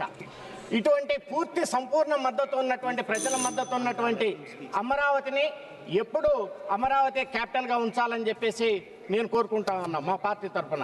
అదే రకంగా 2014-16లో చంద్రబాబు నాయుడు గారి టైంలో 29,000 మంది రైతులు 34,000 ఎకరాలు 88 రోజుల్లో స్వచ్ఛందంగా ఇచ్చారు. వాళ్ళని మనం అప్రిషియేట్ చేయాలి అధ్యక్ష. అయితే వాళ్ళకి పెట్టినటువంటి ఇబ్బందులు, రైతులకు పెట్టినటువంటి ఇబ్బందులు, వాళ్ళు దాదాపు 1631 రోజులుగా వాళ్ళు చేసినటువంటి పోరాటానికి వాళ్ళ దగ్గర డబ్బులు లేకపోతే అనేక మంది చందాలు ఇచ్చి మరి ఆ ఉద్యమానికి సపోర్ట్ చేశారు. సో దాన్ని మరి వాళ్ళు అంచెలంచెలుగా దాన్ని ఉద్యమం చేసి కోట్ల ఖర్చు చేసి ఈరోజు రాజధానిని కాపాడుకోగలిగారంటే అది రైతుల్లో ఉన్నటువంటి ప్రధానమైనటువంటి ఒక దృఢ సంకల్పం అధ్యక్ష. అదే రకంగా చివరిగా నేను చెప్పదలుచుకుంది, ప్రపంచ ప్రఖ్యాత ఆర్థిక శాస్త్రవేత్త జెఫ్రీ సాక్స్ అభిప్రాయం ప్రకారంగా, ఎందుకంటే ఈ మాట చెప్తున్నానంటే అధ్యక్ష, అమరావతికి దగ్గరగా ఉన్నటువంటిది మచిలీపట్నం పోర్టు ఎక్కడైతే ఉంటుందో ఆ క్యాపిటల్ సిటీ కూడా బ్రహ్మాండంగా అభివృద్ధి చెందుతుంది. అందుకని ప్రపంచ ప్రఖ్యాత ఆర్థిక శాస్త్రవేత్త జెఫ్రీ సాక్స్ అభిప్రాయం ప్రకారంగా ప్రధాన పోర్టుల చుట్టూ ఏర్పడినటువంటి నగరాలు చారిత్రపరంగా ఆర్థిక అభివృద్ధి, వాణిజ్యం మరియు గ్లోబలైజేషన్ ప్రధానంగా ఇంధనంగా నిలుస్తాయి. జెఫ్రీ సాక్స్ అభిప్రాయం ప్రకారంగా సముద్ర వాణిజ్య మార్గాలను సులువుగా చేరుకోవటం మరియు ప్రపంచ వాణిజ్యంలో భాగం కావటం దేశాలు అభివృద్ధి చెందటానికి చాలా ముఖ్యమైనటువంటి.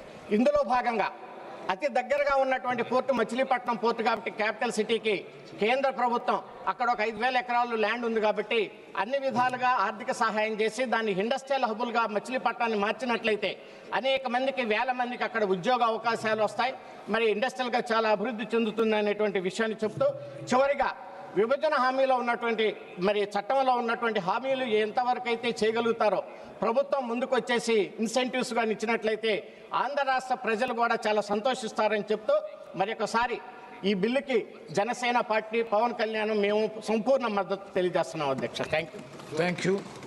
Next honourable minister Shri G Kishan Reddy ji. आदरणीय अध्यक्ष जी, मैं तेलुगु स्टेट तेलंगाना से आता हूं, इसलिए आपका अनुमति से मैं तेलुगु में बात करना चाहता हूं।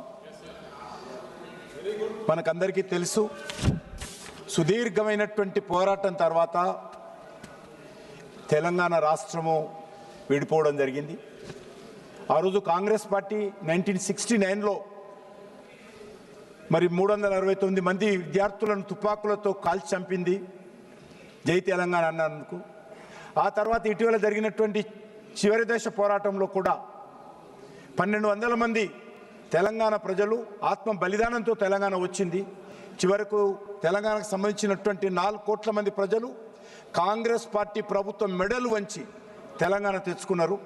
కానీ దురదృష్టం ఏంటంటే తెలంగాణ వచ్చిన తర్వాత కాంగ్రెస్ పార్టీ ప్రభుత్వము లేక ఆంధ్రప్రదేశ్ రాష్ట్రంలో కూడా మరి మనతో విడిపోయినటువంటి ఆంధ్రప్రదేశ్ రాష్ట్రము తెలంగాణ అన్నదమ్ముల్లాగా ఒక పోటీ తత్వంతో ఆరోగ్యకరమైనటువంటి వాతావరణంలో 2 రాష్ట్రాలు అభివృద్ధి చేసుకోవాల్సిన అవసరం ఉండింది.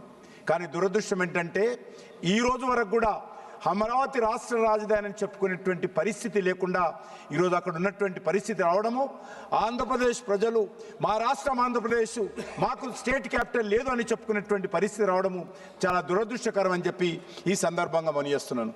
అంతేకాకుండా అధ్యక్ష, ఈరోజు బిల్లు మాట్లాడుతూ కొంతమంది కాంగ్రెస్ పార్టీకి సంబంధించినటువంటి సభ్యులు మాకు ఎయిర్పోర్ట్ లేదని చెప్తా ఉన్నారు. ఎవరి పాపం అని అడుగుతా ఉన్నాను.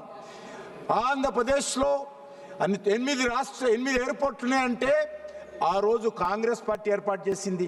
మరి ఈరోజు తెలంగాణలో ఒకే ఒక ఎయిర్పోర్ట్ ఉన్నదంటే మరి ఎవరు పొరపాటు అడుగుతున్నాను. భోగాపురంలో ఇటీవల మోడీ గారు వచ్చిన తర్వాత మరి అద్భుతమైనటువంటి ఎయిర్పోర్ట్ వచ్చింది.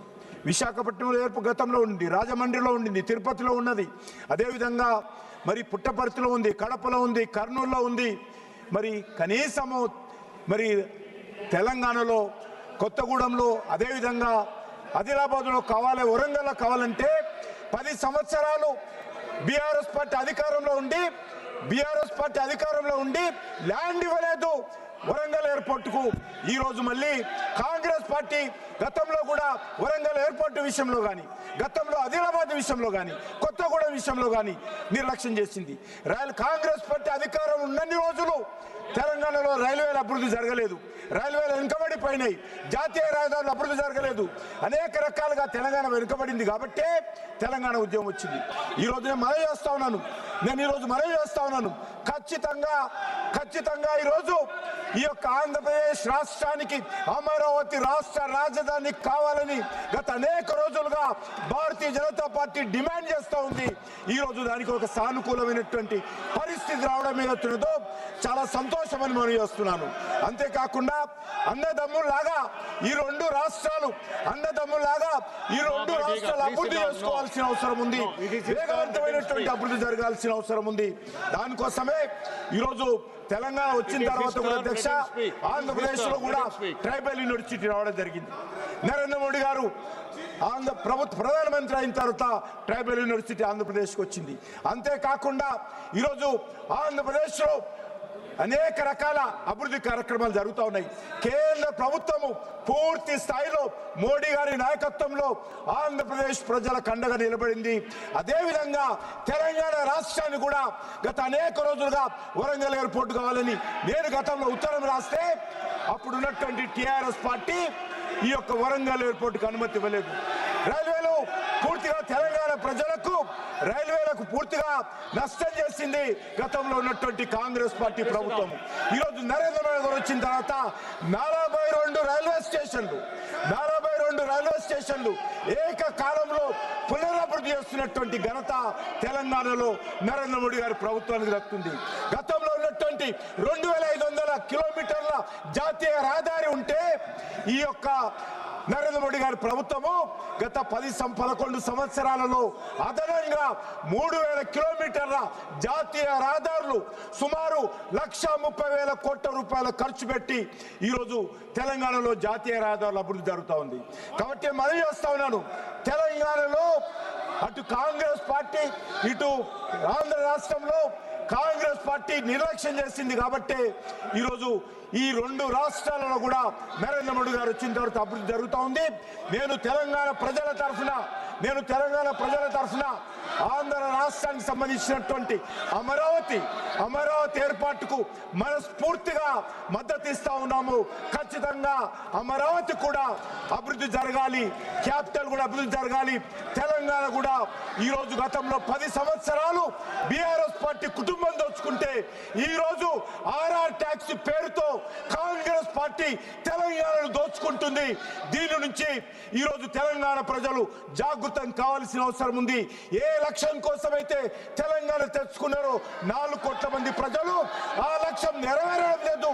ఆ రకంగా తెలంగాణలో కూడా కాంగ్రెస్ పార్టీ గతంలో అలవాటులాగా తెలంగాణను దోపిడీ చేస్తూ ఉంది. ఈరోజు తెలంగాణ ఏర్పడిన తర్వాత అప్పుల రాష్ట్రంగా మార్చేశారు. ఎంతో సదుద్దేశంతో తెలంగాణ ప్రజలు పోరాటం చేస్తే ఆ పోరాటం ఈరోజు నవ్వుల పాలు చేసే విధంగా వ్యవహరిస్తూ ఉన్నారు. కాబట్టి ఈ తెలంగాణను కాపాడుకోవాల్సిన అవసరం ఉంది. ఆంధ్రప్రదేశ్ తెలంగాణ 2 రాష్ట్రాలు కూడా అన్నదమ్ములాగా అభివృద్ధి జరగాల అవసరం ఉందని కోరుకుంటూ సెలవు తీసుకుంటున్నాను. माननीय डॉक्टर श्रीकांत शिंदे जी,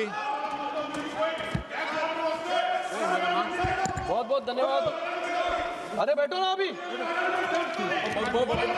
बहुत बहुत धन्यवाद अध्यक्ष. बैठिएगा प्लीज, आप बैठिएगा प्लीज. आप बोलिए sir. I rise here today to strongly support Amravati as the rightful capital of Andhra Pradesh. I have seen my friends from TDP fighting for this capital since last 12 years in this parliament. I have seen my friend, now Minister Ram Mohan Naidu also, fighting for the capital of Amravati, capital of Andhra Pradesh, that is Amravati. I think this is a very important day in the life of people of Andhra Pradesh, farmers of Andhra Pradesh, जो गए कई सालों से यहाँ पर इंतजार कर रहे थे कि एक ऐसा स्ट्रॉन्ग और परमानेंट कैपिटल आंध्र प्रदेश को मिलेगा जिससे आंध्र प्रदेश का डेवलपमेंट होगा, अमरावती का डेवलपमेंट होगा, फार्मर्स का डेवलपमेंट होगा. मैं यहाँ पर एक जो रिलेशन है महाराष्ट्र और आंध्र प्रदेश, ये भी यहाँ पर उजागर करना चाहूँगा. जो कृष्णा नदी है वो हमारे महाराष्ट्र महाबलेश्वर, जो मेरा नेटिव प्लेस है, वहाँ से शुरुआत होती है और वो जाकर कनकदुर्गा के फुट हिल्स में विजयवाड़ा वहां पर जाके खत्म होती है और समंदर को जाकर मिलती है. मुझे लगता है ये रिलेशन जो है ये महाराष्ट्र और आंध्र प्रदेश का कई सालों से है. छत्रपति शिवाजी महाराज भी 1670 में श्री शैलम गए थे दर्शन लेने के लिए और उसी श्री शैलम में शिवाजी स्मृति केंद्र भी वहां पर बनाया. वहां पर शिवाजी महाराज जी का मंदिर भी है. इसलिए मैं यहाँ पर खड़ा हूँ. आंध्र प्रदेश और महाराष्ट्र का जो रिलेशन है उसे उजागर करने के लिए मेरे सभी मेंबर ऑफ पार्लियामेंट्स के सपोर्ट में, सभी आंध्र प्रदेश के लोगों के सपोर्ट में, और मुझे लगता है कि जिस प्रकार से ये land pulling model Andhra Pradesh में अपनाया गया है ये एक सक्सेसफुल मॉडल होगा. क्योंकि इसके पहले महाराष्ट्र में सिडको में हमने लैंड पुलिंग मॉडल के माध्यम से 12.5% और लेटेस्ट में 22.5% में लोगों को डेवलप लैंड्स फिर से दी है. यही काम जो है अमरावती में होगा. मुझे लगता है कि लोगों ने अपनी लैंड खुद से देना. देखिए डेवलपमेंट में बहुत इसके पहले भी हम लोग ने देखा है कि जबरन लैंड लोग लेते हैं. महाराष्ट्र में भी जब हम लोग ने मुंबई नागपुर हाईवे कॉरिडोर किया तभी हमने लोगों को 4 गुना कंपेंसेशन दिया. लोगों ने खुद आकर वहां पर लैंड दी और 4.5 साल में मुंबई नागपुर हाईवे हम लोग, हमारे उप मुख्यमंत्री एकनाथ जी शिंदे साहब जब MSRDC मिनिस्टर थे उन्होंने ये किया. हमारे नरेंद्र मोदी जी के नेतृत्व में आज फिर से हम लोग और चंद्रबाबू जी के नेतृत्व में अमरावती को कैपिटल डेवलप कर रहे हैं. इसके पहले भी आपने देखा है कि चंद्रबाबू जी का नेतृत्व किस प्रकार से हैदराबाद सिटी को IT हब करके डेवलप किया है. अरे आपके राहुल गांधी से तो अच्छा है चंद्रबाबू नायडू. नहीं, आप समाप्त कीजिए. नहीं, आप कृपया समाप्त कीजिए. Please conclude. पहले IT हब तो लोगों ने पहले ही विचार देखा है कि किस प्रकार से एक डेवलप सिटी होती है. हैदराबाद आज एक मॉडल शहर है, IT हब है. आने वाले समय में अमरावती भी उसी तरीके का एक डेवलप शहर, एक डेवलप कैपिटल बन के उभरेगा. इसमें कोई दो मत नहीं है. तो मैं फिर से एक बार हमारे प्रधानमंत्री नरेंद्र मोदी जी को और उसी के साथ में आंध्र प्रदेश के चीफ मिनिस्टर चंद्रबाबू नायडू जी को बहुत बहुत यहाँ पर धन्यवाद देता हूँ. आंध्र प्रदेश के सभी जनताओं को बहुत बहुत शुभकामनाएं देता हूँ कि आज, और अभिनंदन भी करता हूँ कि आज एक ऐतिहासिक दिन आज आंध्र प्रदेश के इतिहास में लिखा जाएगा. धन्यवाद. माननीय मंत्री जी श्री नित्यानंद राय जी. माननीय महोदय, आज आंध्र प्रदेश पुनर्गठन संशोधन विधेयक 2026 1 अप्रैल 2026 को इस सम्मानित सदन के समक्ष रखा गया है और इसमें 2 घंटा तक चर्चा की गई और 13 माननीय सांसदों ने अपने महत्वपूर्ण विचार यहाँ व्यक्त किए हैं और आज सदन में विचार व्यक्त के संबंध में मुझे यह कहने में खुशी हो रही है कि इस विधेयक का सबों ने इसे अप्रैल के सम्मानित से जो संकल्प रखा गया है, जो आंध्र प्रदेश विधानसभा से यहाँ आया है, उस पर सब लोगों ने अपनी सहमति व्यक्त की है। महोदय, आंध्र प्रदेश पुनर्गठन अधिनियम 2004 के अनुसार उत्तरवर्ती आंध्र प्रदेश राज्य के लिए एक नई राजधानी होगी। आंध्र प्रदेश सरकार ने 23/4/2015 की अधिसूचना द्वारा अमरावती को राजधानी शहर के रूप में नामित किया। वर्तमान स्थिति में के संदर्भ में मैं यह कहना चाहूँगा कि आंध्र प्रदेश की विधानसभा में 28/3/2026 को एक प्रस्ताव पारित किया गया, जिसमें भारत सरकार से आंध्र प्रदेश की राजधानी के रूप में अमरावती को वैधानिक दर्जा प्राप्त करने के लिए आंध्र प्रदेश पुनर्गठन 2014 की धारा 5 की उपधारा 2 और इसके स्पष्टीकरण में संशोधन करने का अनुरोध किया है। विधेयक में यह उपबंध किया गया है कि निर्दिष्ट अवधि के अवसान पर आंध्र प्रदेश राज्य के लिए अमरावती नई राजधानी होगी और अमरावती को एक स्पष्टीकरण दिया गया है।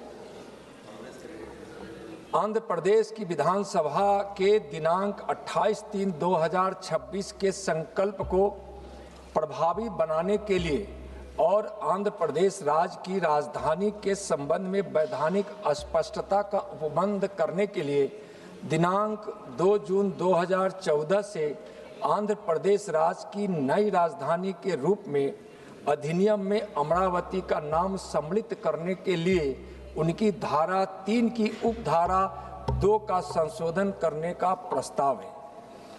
अतः मैं माननीय सदन से आग्रह करता हूं कि इस संशोधन विधेयक को पारित कर आंध्र प्रदेश राज्य की राजधानी के संबंध में वैधानिक स्पष्टता सुनिश्चित करने में अपना सहयोग दे।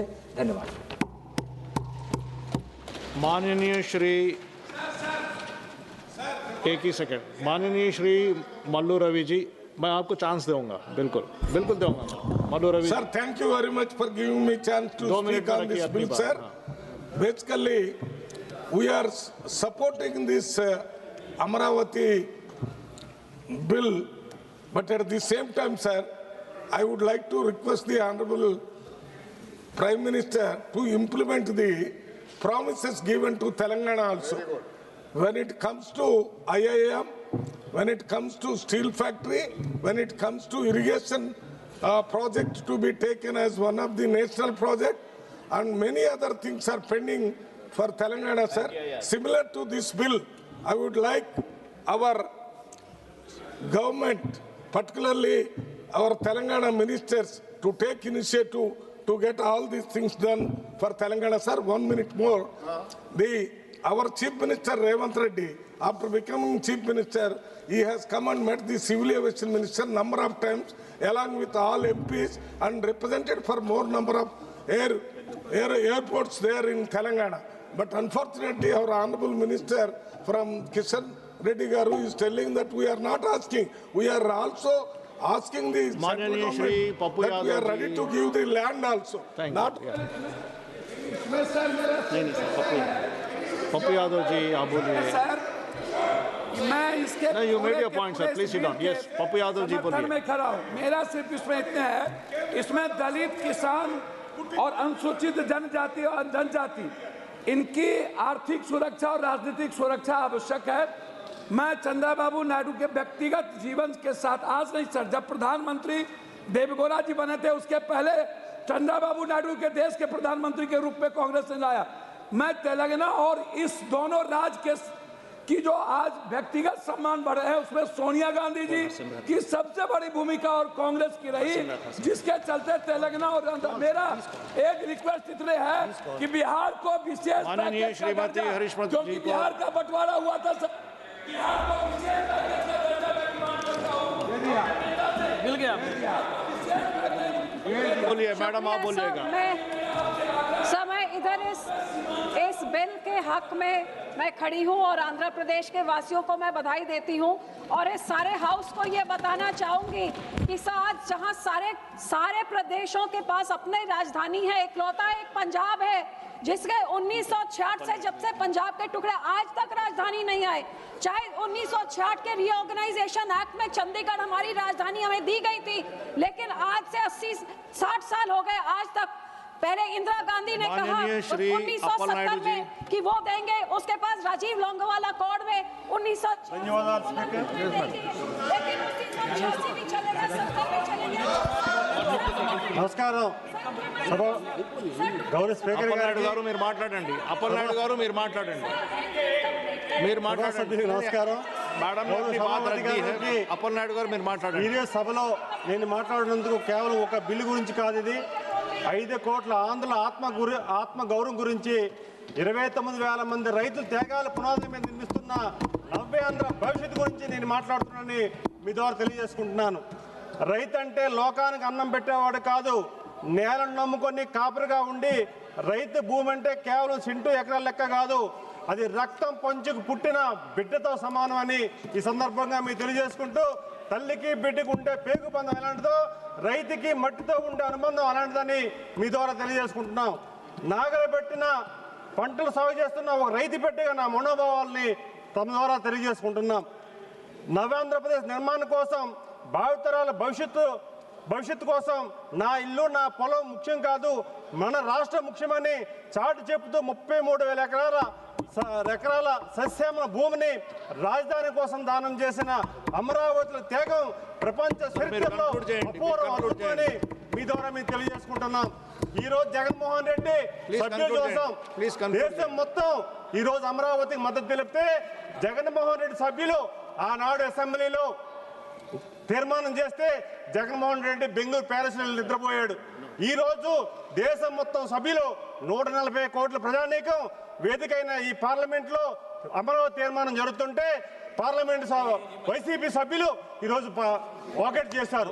ఎంత దుర్మార్గమైన చర్య చూడండి। అమరావతి రైతులు ఈ రోజు త్యాగం చేసి ఈ రోజు అమరావతి రైతులు దేవతల రాజధాని అమరావతిని వైసీపీ నాయకులు ఎంతో అవమానం చేశారు, సుశానం అన్నారు, అమరావతికి చాలా అవమానం చేశారు।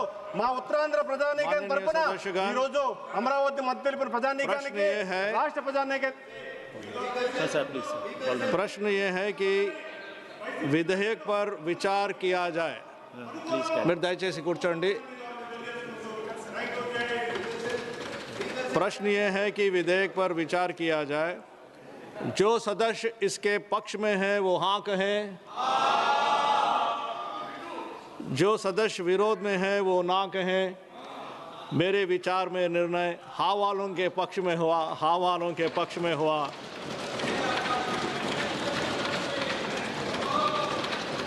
विधेयक पर विचार करने हेतु प्रस्ताव को स्वीकृत किया गया है। अब सभा विधेयक पर खंडवार विचार करेगी। प्रश्न यह है कि खंड 2 विधेयक का अंग बने।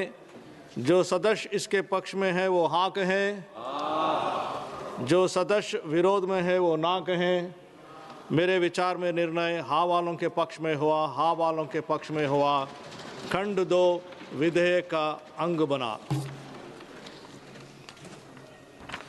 प्रश्न यह है कि खंड 1 अधिनियम सूत्र और विधेयक का पूरा नाम विधेयक का अंग बने। जो सदस्य इसके पक्ष में है वो हाँ कहें, जो सदस्य विरोध में है वो ना कहें। मेरे विचार में निर्णय हाँ वालों के पक्ष में हुआ, हाँ वालों के पक्ष में हुआ। खंड 1 अधिनियम सूत्र और विधेयक का पूरा नाम विधेयक के अंग बने। मंत्री अब यह प्रस्ताव करे कि विधेयक को पारित किए जाए। महोदय, मैं प्रस्ताव करता हूं कि विधेयक पारित किया जाए। प्रश्न यह है कि विधेयक को पारित किया जाए। जो सदस्य इसके पक्ष में है वो हाँ कहें, जो सदस्य विरोध में है वो ना कहें। मेरे विचार में निर्णय हाँ वालों के पक्ष में हुआ, हाँ वालों के पक्ष में हुआ। प्रस्ताव स्वीकृत हुआ और विधेयक पारित हुआ।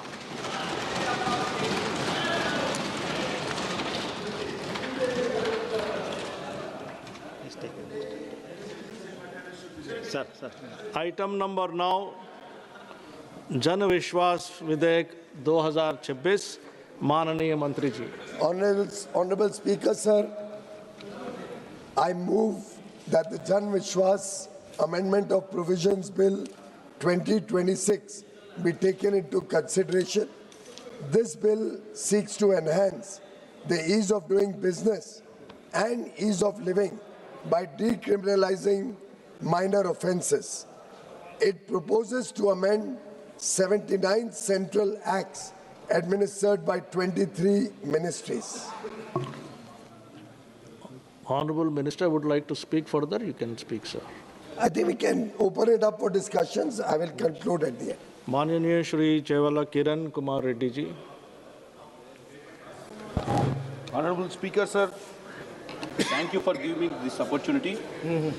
I stand here today to speak on. I stand here today to speak on hypocrisy of Jan Vishwas Bill 2026, which speaks of discriminalizing multiple laws, but in reality is actually normalizing corruption, fraud, and corporate non-compliance. Speaker, sir, this bill that public trust, but the bill betrays it. It's bluntly asking us to trade justice for revenue and accountability with administrative convenience. In the name of reform, what the bill is actually handling us is simply receipt of mistakes. We are told that the financial trade of justice is a good idea because it will encourage ease of doing business in the country. But let me tell you, sir, the government decision to remove punishment across multiple laws is no less than a disaster in the making. The biggest concern I would like to flag is the serious threat to the women's safety that this bill presents, especially at the time when every woman in the country deserves stronger protection, not weaker laws. Under the Railways Act, Section 145, dealing with the drunken and disorderly behavior on trains, currently carries only 24 hours of imprisonment, which is laughable, inadequate, which we see daily incidents of harassment faced by women passengers. And also Section 147 on trespassing into railway properties carry only 3 months, which should be at least 6 months, because the railway security is a matter of both national safety and women's protection. And also Section 162 that protects the women reserved compartments from male intrusions must strictly imprisonment, but this is not a mere rule of violation. It is a question of every woman's dignity and right to safe travel. There are also the bill has removed the necessary deterrents required for ensuring public health and safety also. Previously, provisions of Drugs and Cosmetics Act were meant to ensure that the profit-making incentives do not come to the cost of public health. Now, this government has removed imprisonment for those who manufacture and sell fake medicines and fraudulent cosmetics. This is at a time when illegal factories are already operating without licenses and duplicating the product. Rackets are running openly in many of the cities in India. Reducing the punishment from imprisonment to mere 1 lakh fine is not a reform. It is an open invitation to endanger the health of every ordinary Indian who cannot tell a genuine product from a dangerous or fake product. So it is completely bizarre that the Section 51, which is also one of the sections in Disaster Management Act, this government has shockingly reduced the punishment for obstructing disaster relief operations also. A crime that previously carried an imprisonment up to 1 year, up to 2 years at least, when the lives were lost, has now been cut down to merely 6 months and 1 year respectively, approximately. So I ask this House, what logic explains putting our citizens' lives under threat? Under rising environmental risk and climate change threats, this government believes that obstructing rescue operations with 1-year punishment is sufficient. Sir, this is not reform, this is administrative surrender, and I oppose it completely. Under Section 15 of Petroleum and Mineral Pipeline Act 1962, this government upped the minimum punishment for pipeline sabotage, damage and illegal interference. Earlier, this crime carried a minimum 10 years, extendable to life imprisonment or even death. But now the punishment has reduced to minimum of just 5 years, sir. Pipelines carry the energy that powers this nation, and any sabotage or illegal interference is not a minor offense, but a direct attack on the national infrastructure and public safety. I therefore demand the original provisions be fully restored, because when you reduce the punishment for crimes against national infrastructure, you are not easing business, sir. You are allowing harm to this country.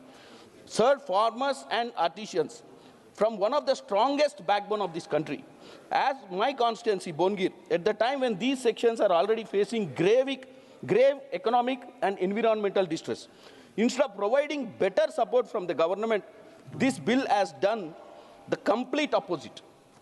It has removed the imprisonment from the Cattle Trespassing Act, meaning powerful individuals who repeatedly destroy a small farmer's standing crops will now face nothing more than a small fine. For our farmers, the destruction of even one harvest can mean starvation. And the existing law is only protection. So the government has now stripped our farmers from this safety too. This injustice has been done against our handloom weavers also.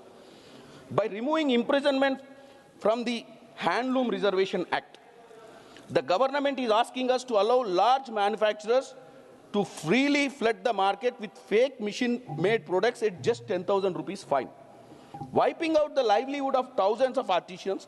Our belief of the farmers and traditional craftsmen of my constituency, state and nation, I protest against the government move from rule of law to rule of fines. I would therefore like to conclude, Honorable Speaker, sir, that this reform is asking us to support the systematic dismantling of the fear of law. It is asking us to accept the money in the exchange of fake medicines that poison our children, to pipeline sabotage that threatens national security, to disaster relief being obstructed without consequences, to farmers and the weavers left defenseless against exploitation. By removing imprisonment across 21 laws, it is replacing the iron hand of justice with a cash box, telling every fraudster, every saboteur, every exploiter in this country, if you have money, you have nothing to fear. So, sir, this is what it is. This law has to be rethink about, and because the 21 laws they have erased the punishment. So this is my input. So thank you very much for giving me. Mananiya Shri Tejasvi Surya ji.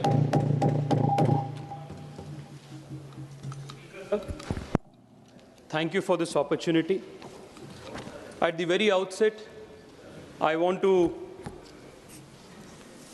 express my gratitude and congratulations to Prime Minister Narendra Modi for bringing this massive decriminalization exercise, which is the largest in independent India's history. In one legislation, the government is decriminalizing 1,000 plus minor offenses. Perhaps this is a model for rest of the world to follow. Speaker, sir, I would also want to thank and congratulate the minister in charge for this exercise, Shri Piyush Goyal ji, who led this effort along with his team by literally burning the midnight oil and identifying across 78 different legislations minor offenses which were procedural errors, which were regulatory incongruencies, which were a hindrance to doing business in India, which had contributed to India's regulatory cholesterol. I would want to congratulate his team for the marvelous exercise that they have done by bringing in the Jan Vishwas bill, which is not just a story in numbers, but is most importantly an indication of the philosophical shift that the government has taken from avishwas to vishwas, from suspicion to trust, from regulator to facilitator. And this is the foundation of building a Viksit Bharat. Speaker, sir, the Prime Minister and our leadership gave me the opportunity to be the chairman of the select committee that went into details of the Jan Vishwas bill. And we had the good fortune of assisting the Parliament in framing this law in a more comprehensive manner. When I was given this responsibility, I met the Honorable Prime Minister and I took his guidance. And when I requested him as to what his specific input would be on how the committee should approach this work, the Prime Minister said only one sentence, and I want to recall that with a lot of gratitude. He said, Bharat ab sirf chalega nahi, Bharat daudega.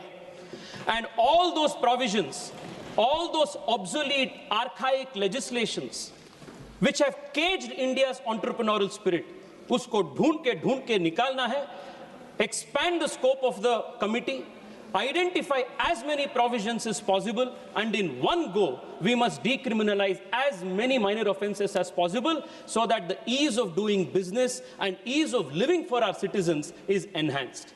मुझे आज ये कहते हुए अत्यंत गर्व है, अध्यक्ष जी, कि कमिटी के सभी सदस्य, I was just hearing to the speaker from the Congress saying that they opposed this bill tooth and nail, but there were many members of the Congress party in the select committee. Every single provision, every single recommendation of the select committee has been done in a unanimous manner. Every single person, irrespective of the political complexion, has supported the recommendations we have made. Adhyaksh ji, the original bill had 17 acts covering 10 ministries with a total of 355 provisions. As per the Prime Minister's guidance to enhance the comprehensive nature of this bill, to help the common man, the common citizen in ease of living, we enhanced the scope of the exercise. And today, the government has brought a total of 689 provisions across 78 legislations, resulting in the removal of 1,000 plus criminal offenses. This is the largest decriminalized exercise in the independent India's history. Adhyaksh ji, I want to very briefly mention what are the provisions that we have handled here. The speaker from the Congress party mentioned that this is going to enhance corruption, this is administrative surrender, and so on and so forth.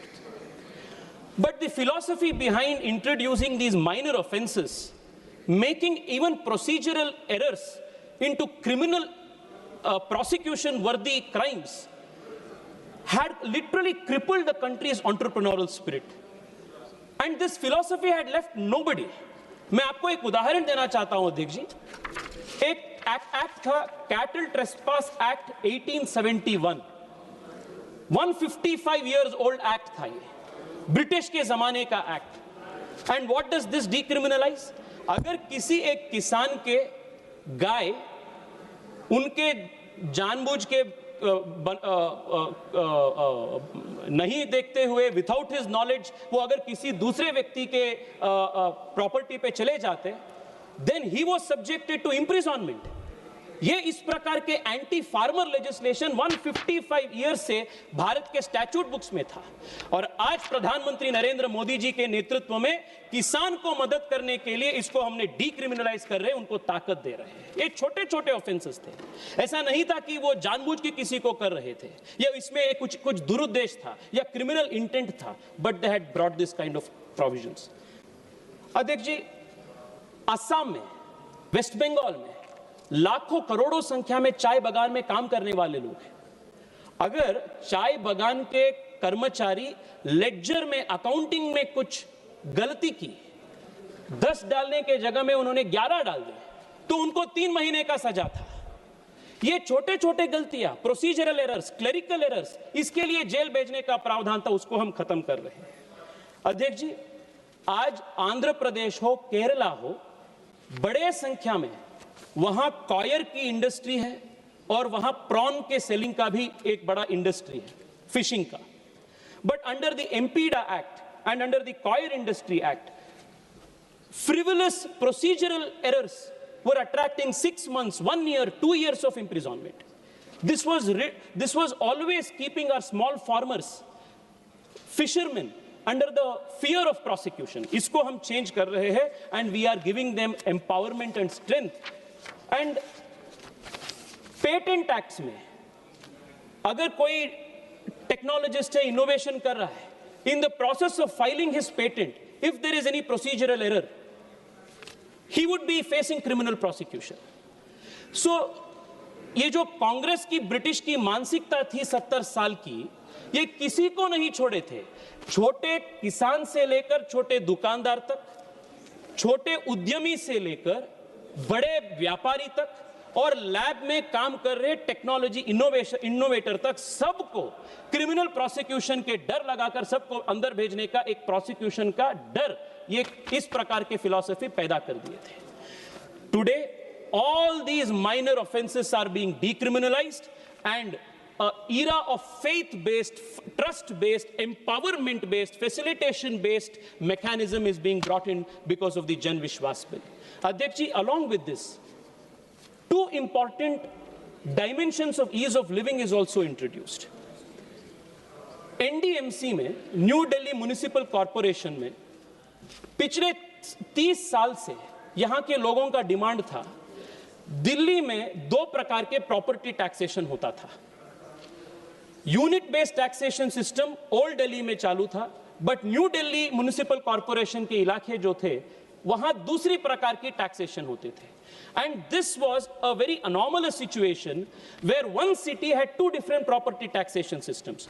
मैं विशेष रूप में गृह मंत्री अमित शाह जी को मैं बधाई देना चाहता हूं, धन्यवाद देना चाहता हूं। 30 साल के जो मांग दिल्ली के, न्यू दिल्ली निवासियों के जो मांग थे, it is finally been approved, and one city, one tax का यूनिट एरिया टैक्सेशन आज लागू हो चुका है। इसमें मोटर व्हीकल्स कायदे का भी कुछ इंप्रूवमेंट्स हमने किए हैं। अध्यक्ष जी, you are aware that if there is an accident and somebody loses a limb or life, सरकार की ओर से कभी कभार एक्स ग्रेशिया पेमेंट देते हैं, कॉम्पनसेशन देते हैं। अभी तक कानून में यह प्रावधान था कि अगर किसी व्यक्ति को, ये परिवार को, सरकार की ओर से एक्स ग्रेशिया पेमेंट अगर मिलेगा, तो प्राइवेट कंपनी जो उनको इंश्योरेंस क्लेम देगा, उससे वो डिडक्ट हो जाएगा। This is now removed, and we have amended in such a manner that along with the ex gratia payment that they will receive from government, a full settlement from the insurance company will be provided to those who suffer from an accident. ये आम आदमी के जीवन के आसानी करने का तरीका है। अध्यक्ष जी, छोटे छोटे इस प्रावधानों में बहुत बड़े दिक्कतें होते थे। For example, ease of living के जब हम बात करते हैं, अगर किसी व्यक्ति अपने ड्राइविंग लाइसेंस को ठीक समय पे रिन्यूअल नहीं किए, तो उनको इमीडिएटली पकड़ते थे, ये होता था, फाइन होता था।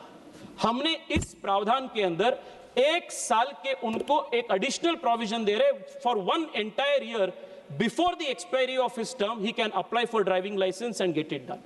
And upon expiry, for 1 month, 30 full days, he will have a grace period where the driving license will be valid and he can use it. ऐसे छोटे छोटे प्रावधान, there are hundreds of such provisions, अध्यक्ष जी, that is going to enhance the ease of living of the people. But अध्यक्ष जी, जब मैं इस सब बात कर रहा हूं, मैं एक डिस्कशन को थोड़ा ब्रॉड करते हुए, थोड़ा विस्तार करते हुए, मैं एक स्पेसिफिक आरोप जो अपने कांग्रेस के साथी जो आरोप हमने अपने ऊपर लगाए कि ये बिल करप्शन को बढ़ाएगा, ये बिल एडमिनिस्ट्रेटिव सरेंडर है, इसको मैं ठीक से जवाब देना चाहता हूं अध्यक्ष जी। अध्यक्ष जी, जब हम सेलेक्ट कमेटी में बैठ के 80 से अधिक कानूनों के स्टडी हम कर रहे थे। कमिटी के सभी सदस्यों को यह लगा कि इस देश अगर आज भी पर कैपिटा इनकम में पीछे है, आज भी हम इतने बड़े गरीब पॉपुलेशन को हम देश में हैं, तो इसके पीछे इसी प्रकार के सब चीजों को क्रिमिनलाइज करने का, भारत के एंटरप्रेन्योरियल ताकत को एक प्रकार से शैकल करने की जो सोच थी, वही सबसे बड़ा कारण है। This was the realisation and learning, and I want to elaborate on this अध्यक्ष ji. There are 26,134 provisions. 36,134 provisions under which a person doing business in India can be jailed. छोटे छोटे provisions. अगर आप ठीक से फॉर्म फाइलिंग नहीं किए, you can be jailed. आपके दुकान के व्हाइट वॉशिंग ठीक से नहीं किए, you can be gelled. Factories में ठीक प्रकार के स्पिटून नहीं लगाए, यू कैन बी जेल्ड। जहां जहां आप फाइन के इस्तेमाल कर सकते थे, वार्निंग का इस्तेमाल कर सकते थे, you started creating a paranoia, fear of imprisonment among the people who were doing business in India. And this literally crippled the country's economy and the country's entrepreneurial spirit. Adhyaksh ji, how did this 26,000 provisions, more than 69,000 compliances for business, how did this come about? ये ऐसा नहीं है कि एक ही दिन में ये शुरू हो गया. It is not that one day one government made this. This was a colonial legacy. We inherited this system from the British, and this cage that the Congress party inherited in 1950s from the British, they tightened it further, and what was a maze was converted into a complex labyrinth of complex regulations. I'll give you an example, Adhyaksh. In 1987, 1950s, after the First World War, First War of Indian Independence, after the East India Company came into picture, they introduced multiple legislations that were designed to keep Indian businesses small, to keep Indian businesses dependent and always afraid of prosecution. The purpose, Adhyaksh, I'll conclude in 10 minutes, I have been given 30 minutes time. That was the purpose of the colonial economic policy, to make India a market for British goods and to not empower or strengthen India to manufacture its own goods. This was the design of the economic policy. We got freed politically in 1947. The natural expectation was that pursuant to political freedom, we will also have economic freedom. But the Congress party, and especially the first Prime Minister Nehru, chose a socialist, Nehruvian socialist policy that crippled the industry further and tightened the control of the state over the country's economy. The cage the British had built, the Congress made it larger and it locked it more tightly. Not that this was not opposed. In 1959, Chakravarti Rajgopalachari, who was called the conscience keeper of Mahatma Gandhi, he opposed this command control nature of the Indian economy, and he launched the Swatantra Party only to promote free market enterprise. His advice was not heeded to. So for almost 70 years, which started with Pandit Nehru, which was carried forward by Indira Gandhi, the socialist license quota permit Raj became stronger and stronger in such a manner that it became overarching, it became the mainstay of how the country's economy was run. And this created two very important hindrances and cultural changes in the Indian economy, Adhyaksh. The first one was that it created an economy of scarcity. And it also made corruption the mainstream. Because if you criminalize even procedural errors, and if you put in place a system where license has to be taken for everything, to start a factory, to expand capacity, to import, to export, and also, despite all of this, if you succeed, if you were given a 97% tax, then you are opening the doors for creating a black economy. You are incentivizing people to break the law. You are incentivizing people to become corrupt. So this was the system that in the last 40, 50 years we saw successively being done. That is how 26,000 plus provisions came about, which had the power of prosecution, launching criminal prosecution for even minor offenses. Now, Adhyakji, you will be surprised to know that at the peak of the license quota permit Raj, there were 29 central labor legislations, 100 state level legislations. A factory had to maintain 6 separate attendance registries, 10 different accounts for overtime wages, 5 types of records to maintain annual returns.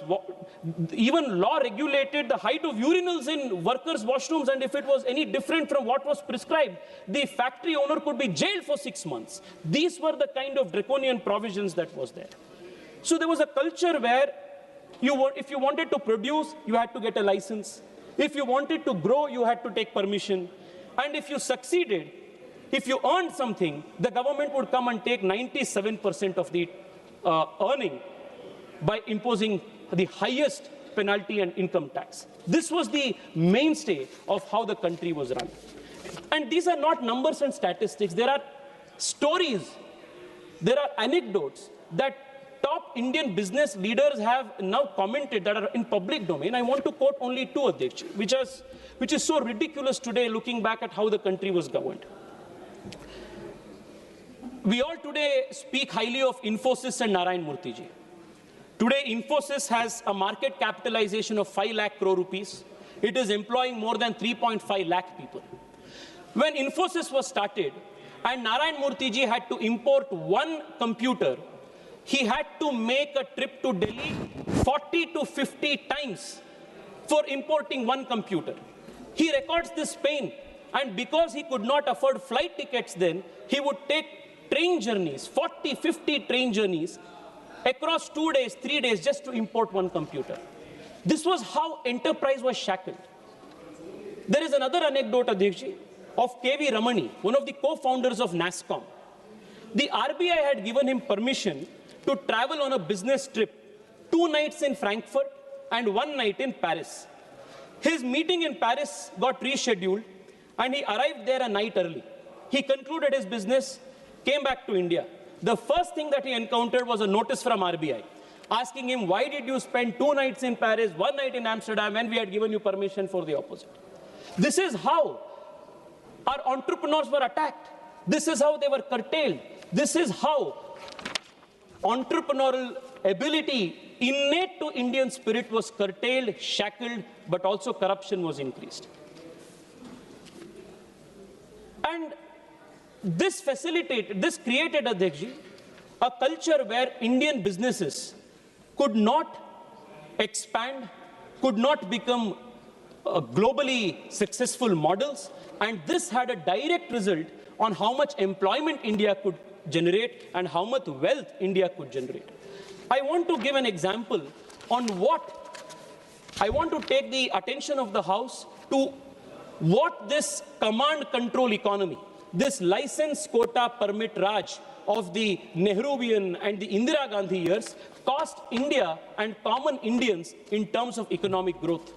Adhyakji, ये 1960 में India का per capita income, please conclude. Adhyakji, I have been given time. I will take another 10 minutes. Adhyakji, India's per capita income in 1960 was $82. South Korea's was $94. Near about the same. China's per capita income in 1960 was around $89. India's was 82. We were almost equal in 1960. I want to compare the story of what happened the next 30 years. Today, South Korea's per capita income is $33,000, 13 times more than India's. China's per capita income is $12,500, 5 times more of India's. If we compare it with Singapore, with Malaysia, they are 38 times, 16 times more. While we kept on languishing, while India became poorer and poorer, these countries galloped forth, marched forth, and became some of the richest countries, miracle economies. And it was possible because the entrepreneurs of that country were respected, wealth creators were respected, and they were not kept under shackles. When J.R.D. Tata met Pandit Nehru, J.R.D. Tata records that when he communicated to the Prime Minister that Indian entrepreneurs and industries were not making profit, the Prime Minister then told him, "Don't bring the word profit before me. Profit is a dirty word." If our wealth creators are not respected, if industrialists are being subjected to this kind of a prosecution and imprisonment threat, how will the country go forward? Adhyakji, there has been no change in the Congress party's mindset from calling profit a dirty word during Nehruji's time to today Rahul Gandhi attacking the industrialists and the wealth creators of this country. There has been no change that has happened. Yes. Adhyakji, I want to bring to your attention, Adhyakji, how the work that we have done in the last 10 years by dismantling all of these things, how India is galloping forward. मैं आता हूं साहब, मैं आता हूं वहां 12 साल में हमने क्या किया मैं बताता हूं आपको, पर उससे पहले देखिए, I want to put it on record what Congress party's Prime Minister Manmohan Singh, who partly tried to dismantle in 1991 the command control economy, what he himself had to say about the kind of license quota permit inspector Raj that the Congress party's successive governments had created. I want to quote the former Prime Minister. Manmohan Singh ji said that these controls were introduced in the name of introducing greater rationality into the allocation process. But after a period of time, they became instruments of corruption. They became instruments of delay. They became instruments of uncertainty, and the economy simply could not get a clear sense of direction. If you have a rigidly controlled economy, cut off from the rest of the world by infinite protection, nobody has any incentive to increase productivity and to bring in new ideas. Therefore, the license permit quota Raj became a great handicap in carrying forward the sustained process of growth. This is not a BJP leader speaking. This is not somebody from the opposition benches when you were ruling speaking. It was your Prime Minister Manmohan Singh who gave the harshest indictment of 70 years of your economic policy planning. Adhyakji, this became the main reason why हर कुछ level पे छोटे-छोटे चीज के लिए, छोटे-छोटे काम के लिए, छोटा परमिशन लेने के लिए, लाइसेंस लेने के लिए इतना बड़ा करप्शन देश में शुरू होने का कारण यही कल्चर था। अध्यक्ष जी, आपने पूछ रहे थे पिछले 10 साल में हमने क्या किया। पिछले 10 साल में साहब सुनिए, पिछले 10 साल में नरेंद्र मोदी जी सत्ता में आने के बाद, नरेंद्र मोदी जी को जनता ने मौका देने के बाद हमने ये फिलोसॉफिकल बदलाव शुरू की। सबसे पहले मोदी जी ने रेड फोर्स से शुरू होकर उन्होंने कहा wealth creators will be respected in this country, industrialists and wealth creators will be equal partners of the country's growth. वहां से फिलॉसफी शुरू हुआ और philosophy was followed by policy action. मैं बताना चाहता हूं क्या हुआ। अध्यक्ष जी, in the last 10 years,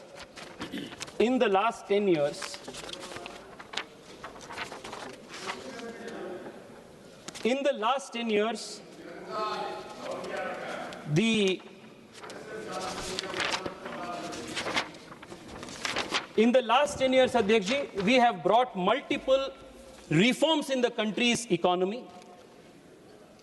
GST was introduced, IBC was brought in. We began the Make in India and the PLI schemes, which have resulted in the creation of millions of jobs. We have removed more than 6,000 provisions that were obsolete and anarchic, which had absolutely no role in today's day and age. We also introduced the 4 labor codes, which have greatly rationalized Factories Act, Labor Acts, all of these got modernized. From 2014, 47,000 compliances have been rationalized, 3,700 legal provisions have been decriminalized, more than 1,500 obsolete laws which have absolutely no bearing in today's age has been repealed. And as a result of this, India's ease of doing business has jumped from 142nd in 2014 to 63rd today, and I want to congratulate our Prime Minister and Piyush ji for this phenomenal and momentous task that they have done. From 142 to 63, and we have a long way to go, and this decriminalization exercise is a part of this. 17 different taxes, 13 different cesses were merged into one GST, one nation, one taxation. 51 corporate offenses were decriminalized. Closing a company earlier would take 499 days. Now, under the CPACE initiative, it takes about 70 days. The Insolvency Bankruptcy Code has reduced resolution from 4 to 6 years earlier to around 300 days today. Adhyakshji, these are the massive changes that we have brought, which is why today India is the 4th largest economy in the world. ऐसा नहीं है कि रातों रात magic wand ऐसे चला के India की इकोनॉमी 4th largest बन गई. It is sheer hard work of the Prime Minister and this government that this has resulted. Adhyakshji, I want to conclude by highlighting one very important aspect of why this is most essential and why at this point in time this massive reform is going to have catalyzing effect on the economy for the next 20 years. Today, Adhyakshji, 1.2 crore new workers enter India's workforce every year. By 2030, 1 in every 5 working age people on earth will be Indian. This is the largest demographic opportunity India has. The only way this can be converted into prosperity is if large number of jobs are created. And it cannot be created if our entrepreneurs are shackled, if their entrepreneurial spirit is always threatened with a threat of prosecution. Adhyakshji, when Indian entrepreneurs are left free, they flourish. The biggest example of this is the story of the Startup India movement. In 2016, DPIIT had around 500 registered startups. Today, there are over 2 lakh registered startups in India, over 120 unicorns, and more than 22 lakh direct jobs have been created. This is just one example that if you allow Indian entrepreneurs, Indian youth to progress, they will build for India and then they will build for the world. Now, please Adhyakshji, try to conclude. Adhyakshji, I want to conclude by taking the attention of the House and the country to 4 main leaders in the world who contributed greatly to giving an economic fillip, a new trajectory for their respective countries' economic history. FDR is even today, FD Roosevelt, Franklin D. Roosevelt is still remembered gratefully by Americans for the structural reforms he created in the country. Ronald Reagan is respected with gratitude because of how he created new institutions in America that has stood ground even today. Margaret Thatcher is respected in Britain because she navigated the country in the most difficult of economic times. Deng Xiaoping is remembered gratefully by Chinese today because he opened up their economy and modernized it. Lee Kuan Yew is remembered gratefully by the Singaporeans because he modernized an old port town. Adhyakshji, Narendra Modi will be remembered in the coming days as somebody who did for India what FDR, what Ronald Reagan, what Lee Kuan Yew, what Margaret Thatcher together did for their country. This is the foundation of a Viksit Bharat. I want to thank the Prime Minister and I want to thank this government for this extremely important decriminalization exercise, the largest in India's history, which is going to... जन विश्वास प्रावधान संशोधन विधेयक 2026 पर बोलने के लिए अवसर दिया। माननीय, यह बिल जो भाषा में है उसके बिल्कुल उसके प्रतिकूल है।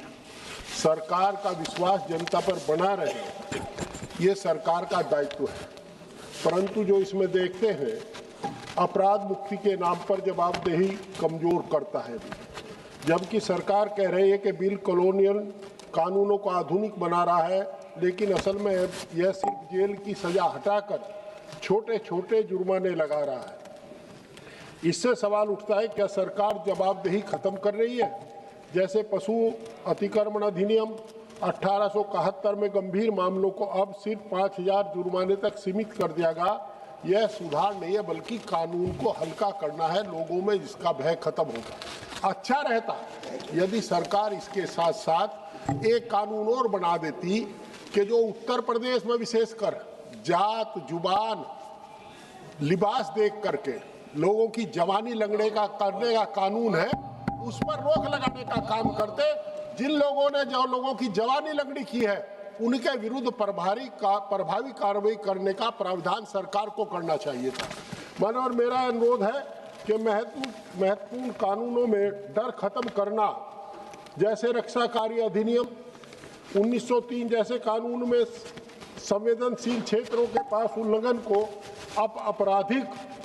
अपराध की बजाय सिर्फ जुर्माना बना दिया है। इससे हमारी सुरक्षा को खतरा होगा। इसी तरह न्यायालय शुल्क अधिनियम 1870 और भारतीय उत्तराधिकार अधिनियम 1925 में भी गंभीर मामलों को आपराधिक ढांचे से बाहर किया गया है। इसका मतलब है कानून तोड़ने का डर खत्म है और इससे ऐसे अपराधियों को हौसले बढ़ेंगे और ऐसे अपराध निश्चित रूप से बढ़ेंगे। यह जो बिल है, ये संशोधन है, बिना स्पष्ट सीमा के व्यापक अपराध मुक्ति का यह बिल हर गैर धोखाधड़ी मामले को सिर्फ प्रक्रियात्मक गलती मान रहा है, लेकिन इसकी कोई साफ सीमा इन्होंने तय नहीं की कि गलती कितनी है। इसका मतलब है कि जो लोग बार बार नियम तोड़ने के आदी हैं और वो नियम तोड़ेंगे, उनके विरुद्ध भी कोई सख्त कार्रवाई नहीं होने वाली। जैसे प्रोबेट समर्पण न करने पर पहले 3 महीने की जेल थी, अब सिर्फ जुर्माना कर दिया। यह सतही सुधार दिखाता है, परंतु असली बदलाव गायब है। जबकि सरकार इसे बड़ा सुधार बता रही है, लेकिन यह सिर्फ ऊपरी बदलाव है। असली समस्या कमजोर नियमों का परिवर्तन, अस्पष्ट नियम और कंप्लायंस की दिक्कतें वैसी की वैसी है। यह सुधार नहीं, केवल नंबर का खेल होगा और यह वीकर सेक्शन को, जो ताकतवर लोग हैं, जो ताकतवर समूह है, संगठन है, उनके उत्पीड़न का शिकार बनाने में सहायता करेगा। उनके विरुद्ध कोई कार्रवाई नहीं हो पाएगी और वो थोड़ा जुर्माना देकर के बचा करेंगे। आजाद भारत में कानूनी गरीब की रक्षा करता है, वीकर की रक्षा कानून करता है। वो कैसे सुरक्षित रहेगा, ये सबसे बड़ी समस्या का एक मामला है। एमएसएमई सेक्टर को जानबूझकर बाहर रखा गया है, जो सबसे बड़ा सवाल या निशान लगाता है। एमएसएमई विकास अधिनियम 2006 को क्यों बाहर रखा गया? 2025 बिल में इसे शामिल किया गया था, लेकिन अब हटा दिया गया। यह कोई गलती नहीं, बल्कि एक राजनीतिक फैसला है। जिस सेक्टर में सबसे ज्यादा लोग काम करते हैं, उसी का सुधार से बाहर रखना दिखाता है कि सरकार की प्राथमिकता शीर्षक है, जमीनी हकीकत नहीं। जो एमएसएमई में मजदूर काम करते हैं, सच्चाई यह है कि उन्हें न्यूनतम वेतन नहीं मिल पा रहा, ना उन्हें जो न्यूनतम मजदूर की सरकार द्वारा तय की गई जरूरतमंद चीजें हैं, मेडिकल एड है या दूसरे काम है, सुरक्षा के उपकरण, वो भी नहीं मिल पाते। और एक बड़े तबके का जो सब तमाम वीकर सेक्शन से आता है, जो गरीब है, जिसकी आजीविका एमएसएमई से चलती है, एमएसएमई के मालिक सरकार से 10 तरह की छूट लेने के बाद भी मजदूर का शोषण करते हैं। अभी एक बिल आया था मजदूरों का, सरकार का कहना था कि जो लोग अस्थायी प्रवृत्ति के काम पर लंबे समय से काम कर रहे हैं, उन्हें अस्थायी माना जाएगा। परंतु मैं ऐसे लोगों को जानता हूं जो 10-10, 15-15 साल से काम कर रहे हैं, 6-6, 7-7 हजार रुपए मिल रहे। एमएसएमई को इससे बाहर कर दिया गया। और सरकार की जो नीति है, ये मजदूर को शोषण करती है और कारपोरेट घरानों को आशीर्वाद देती है, संरक्षण देती है। वो ही इस बिल में साफ दिखाई देता है। एमएसएमई और स्टार्टअप के लिए सिर्फ दिखावटी राहत है। सरकार इसे एमएसएमई के लिए बड़ा कदम बताए, लेकिन असली समस्या क्रेडिट संकट, भुगतान में देरी, मांग की कमी, नौकरियों गिरावट का कहीं पता नहीं है। सिर्फ जेल हटाने से व्यापार नहीं चलता। यह बिल सतही स्तर को राहत देता, असली सुधार से बचाता है। हमारा अनुरोध है सरकार, एमएसएमई को राहत दीजिए, पर मजदूर का ध्यान भी सरकार को रखना चाहिए। मजदूर का पेट पलेगा तब जाकर के देश चलेगा। मानवर मेरा आपके माध्यम से सरकार से एक अनुरोध है, मैं आगाह करना चाहता हूं कि आपने कानून तोड़ने को सस्ता बना दिया। यह भी ऐसी व्यवस्था बन गया है जहां लगता है कि कानून तोड़ना कानून मानने से सस्ता हो जाएगा और कानून तोड़ने की सजा ना हो करके भय बिन प्रीत न होए गुसाई, वो भय खत्म करके केवल पैसे में लोगों के सम्मान को खरीदने का काम किया है। छोटे छोटे जुर्माने बड़े कारपोरेट घराने पर क्या क्या भार पड़ेगा उन पर, उनके लिए क्या है, उसके कोई मायने नहीं रखते। ये तो एक गैर कंप्लायंस को इनाम देने वाला काम है। आप कानून तोड़ो, 2 पैसे दो, लोगों के जीवन से खिलवाड़ करो, छुट्टी करो। छोटी बात को गंभीरता से लेना सरकार का दायित्व रहता है। महत्वपूर्ण सेक्टर में परिवर्तन कमजोर है। स्वास्थ्य सुरक्षा, पर्यावरण जैसे सेक्टर में आपराधिक कार्रवाई हटाकर सरकार यह संदेश दे रही है कि उल्लंघन अब इतना गंभीर नहीं, यह सिर्फ कानून नहीं कमजोर करता बल्कि जनहित को खतरे में डालता है। मानव पर्यावरण खराब होगा, हमारा स्वास्थ्य खराब होगा। हमारा मैं पश्चिमी उत्तर प्रदेश का, पूरी एनसीआर में बल्कि सहारनपुर तक आज ऐसा कोई गांव, ऐसा कोई मोहल्ला नहीं जहां खराब पर्यावरण के चलते लोगों में फेफड़ों की और नेत्रों की बीमारी नहीं फैल रही। उसके साथ ही प्रदूषण के चलते जो तोड़ने पर अब कोई इनका कानून सजा नहीं देगा। कहीं भी मान्यवर, मुझे 2 ही मिनट हुए मान्यवर, कहीं भी आपके पार्टी से 2 more स्पीकर है जी, 2 more speakers from your party, so please. मान्यवर, मैं अपनी बात कंक्लूड करूं उससे पहले मैं आपसे अनुरोध करूंगा कि कहीं भी कैंसर का इलाज में, हमारे यहाँ cancer, brain stroke, heart failure और आपका किडनी फेलियर, लिवर फेलियर, और उसके शिकार गरीब लोग होते हैं। और वो सारा का सारा कारण पर्यावरण के खराब होने से है। आप पर्यावरण खराब करने पर भी सजा हटा रहे हैं। सख्ती करनी चाहिए उद्योगों को, उद्योगों के ऊपर आपकी सख्ती होनी चाहिए कि जो आपने नियम बनाए हैं उनका पालन करें। आप उन्हें छूट दे रहे हैं कि आप नियम तोड़िए और 2 पैसे दे दीजिए, राजकोष भर दीजिएगा, आदमी की जान की आपको परवाह नहीं है। एक आखिर की बात कहकर अपनी बात समाप्त करना चाहूंगा। मान्यवर, मैं आपके माध्यम से अनुरोध करता हूं, सरकार इंस्पेक्टर राज को बढ़ावा न दे। आपके इस प्रावधान से निश्चित रूप से इंस्पेक्टर राज की वापसी होगी। यह बिल अधिकारियों को बहुत अधिक ताकत देता है। और जब तक ये कुर्ते वाला है, जब तक पॉलिटिकल आदमी है, तब तक लेजिस्लेचर के लोग हैं, उस समय तक केवल एजुकेशन के लोग ठीक काम करते हैं। और नहीं तो एजुकेशन जब भी कार्यपालिका के लोगों को जब ज्यादा अधिकार मिले हैं, धन्यवाद, तब उनका अत्याचार बढ़ा है। इसका जीता जागता उदाहरण उत्तर प्रदेश है, जहां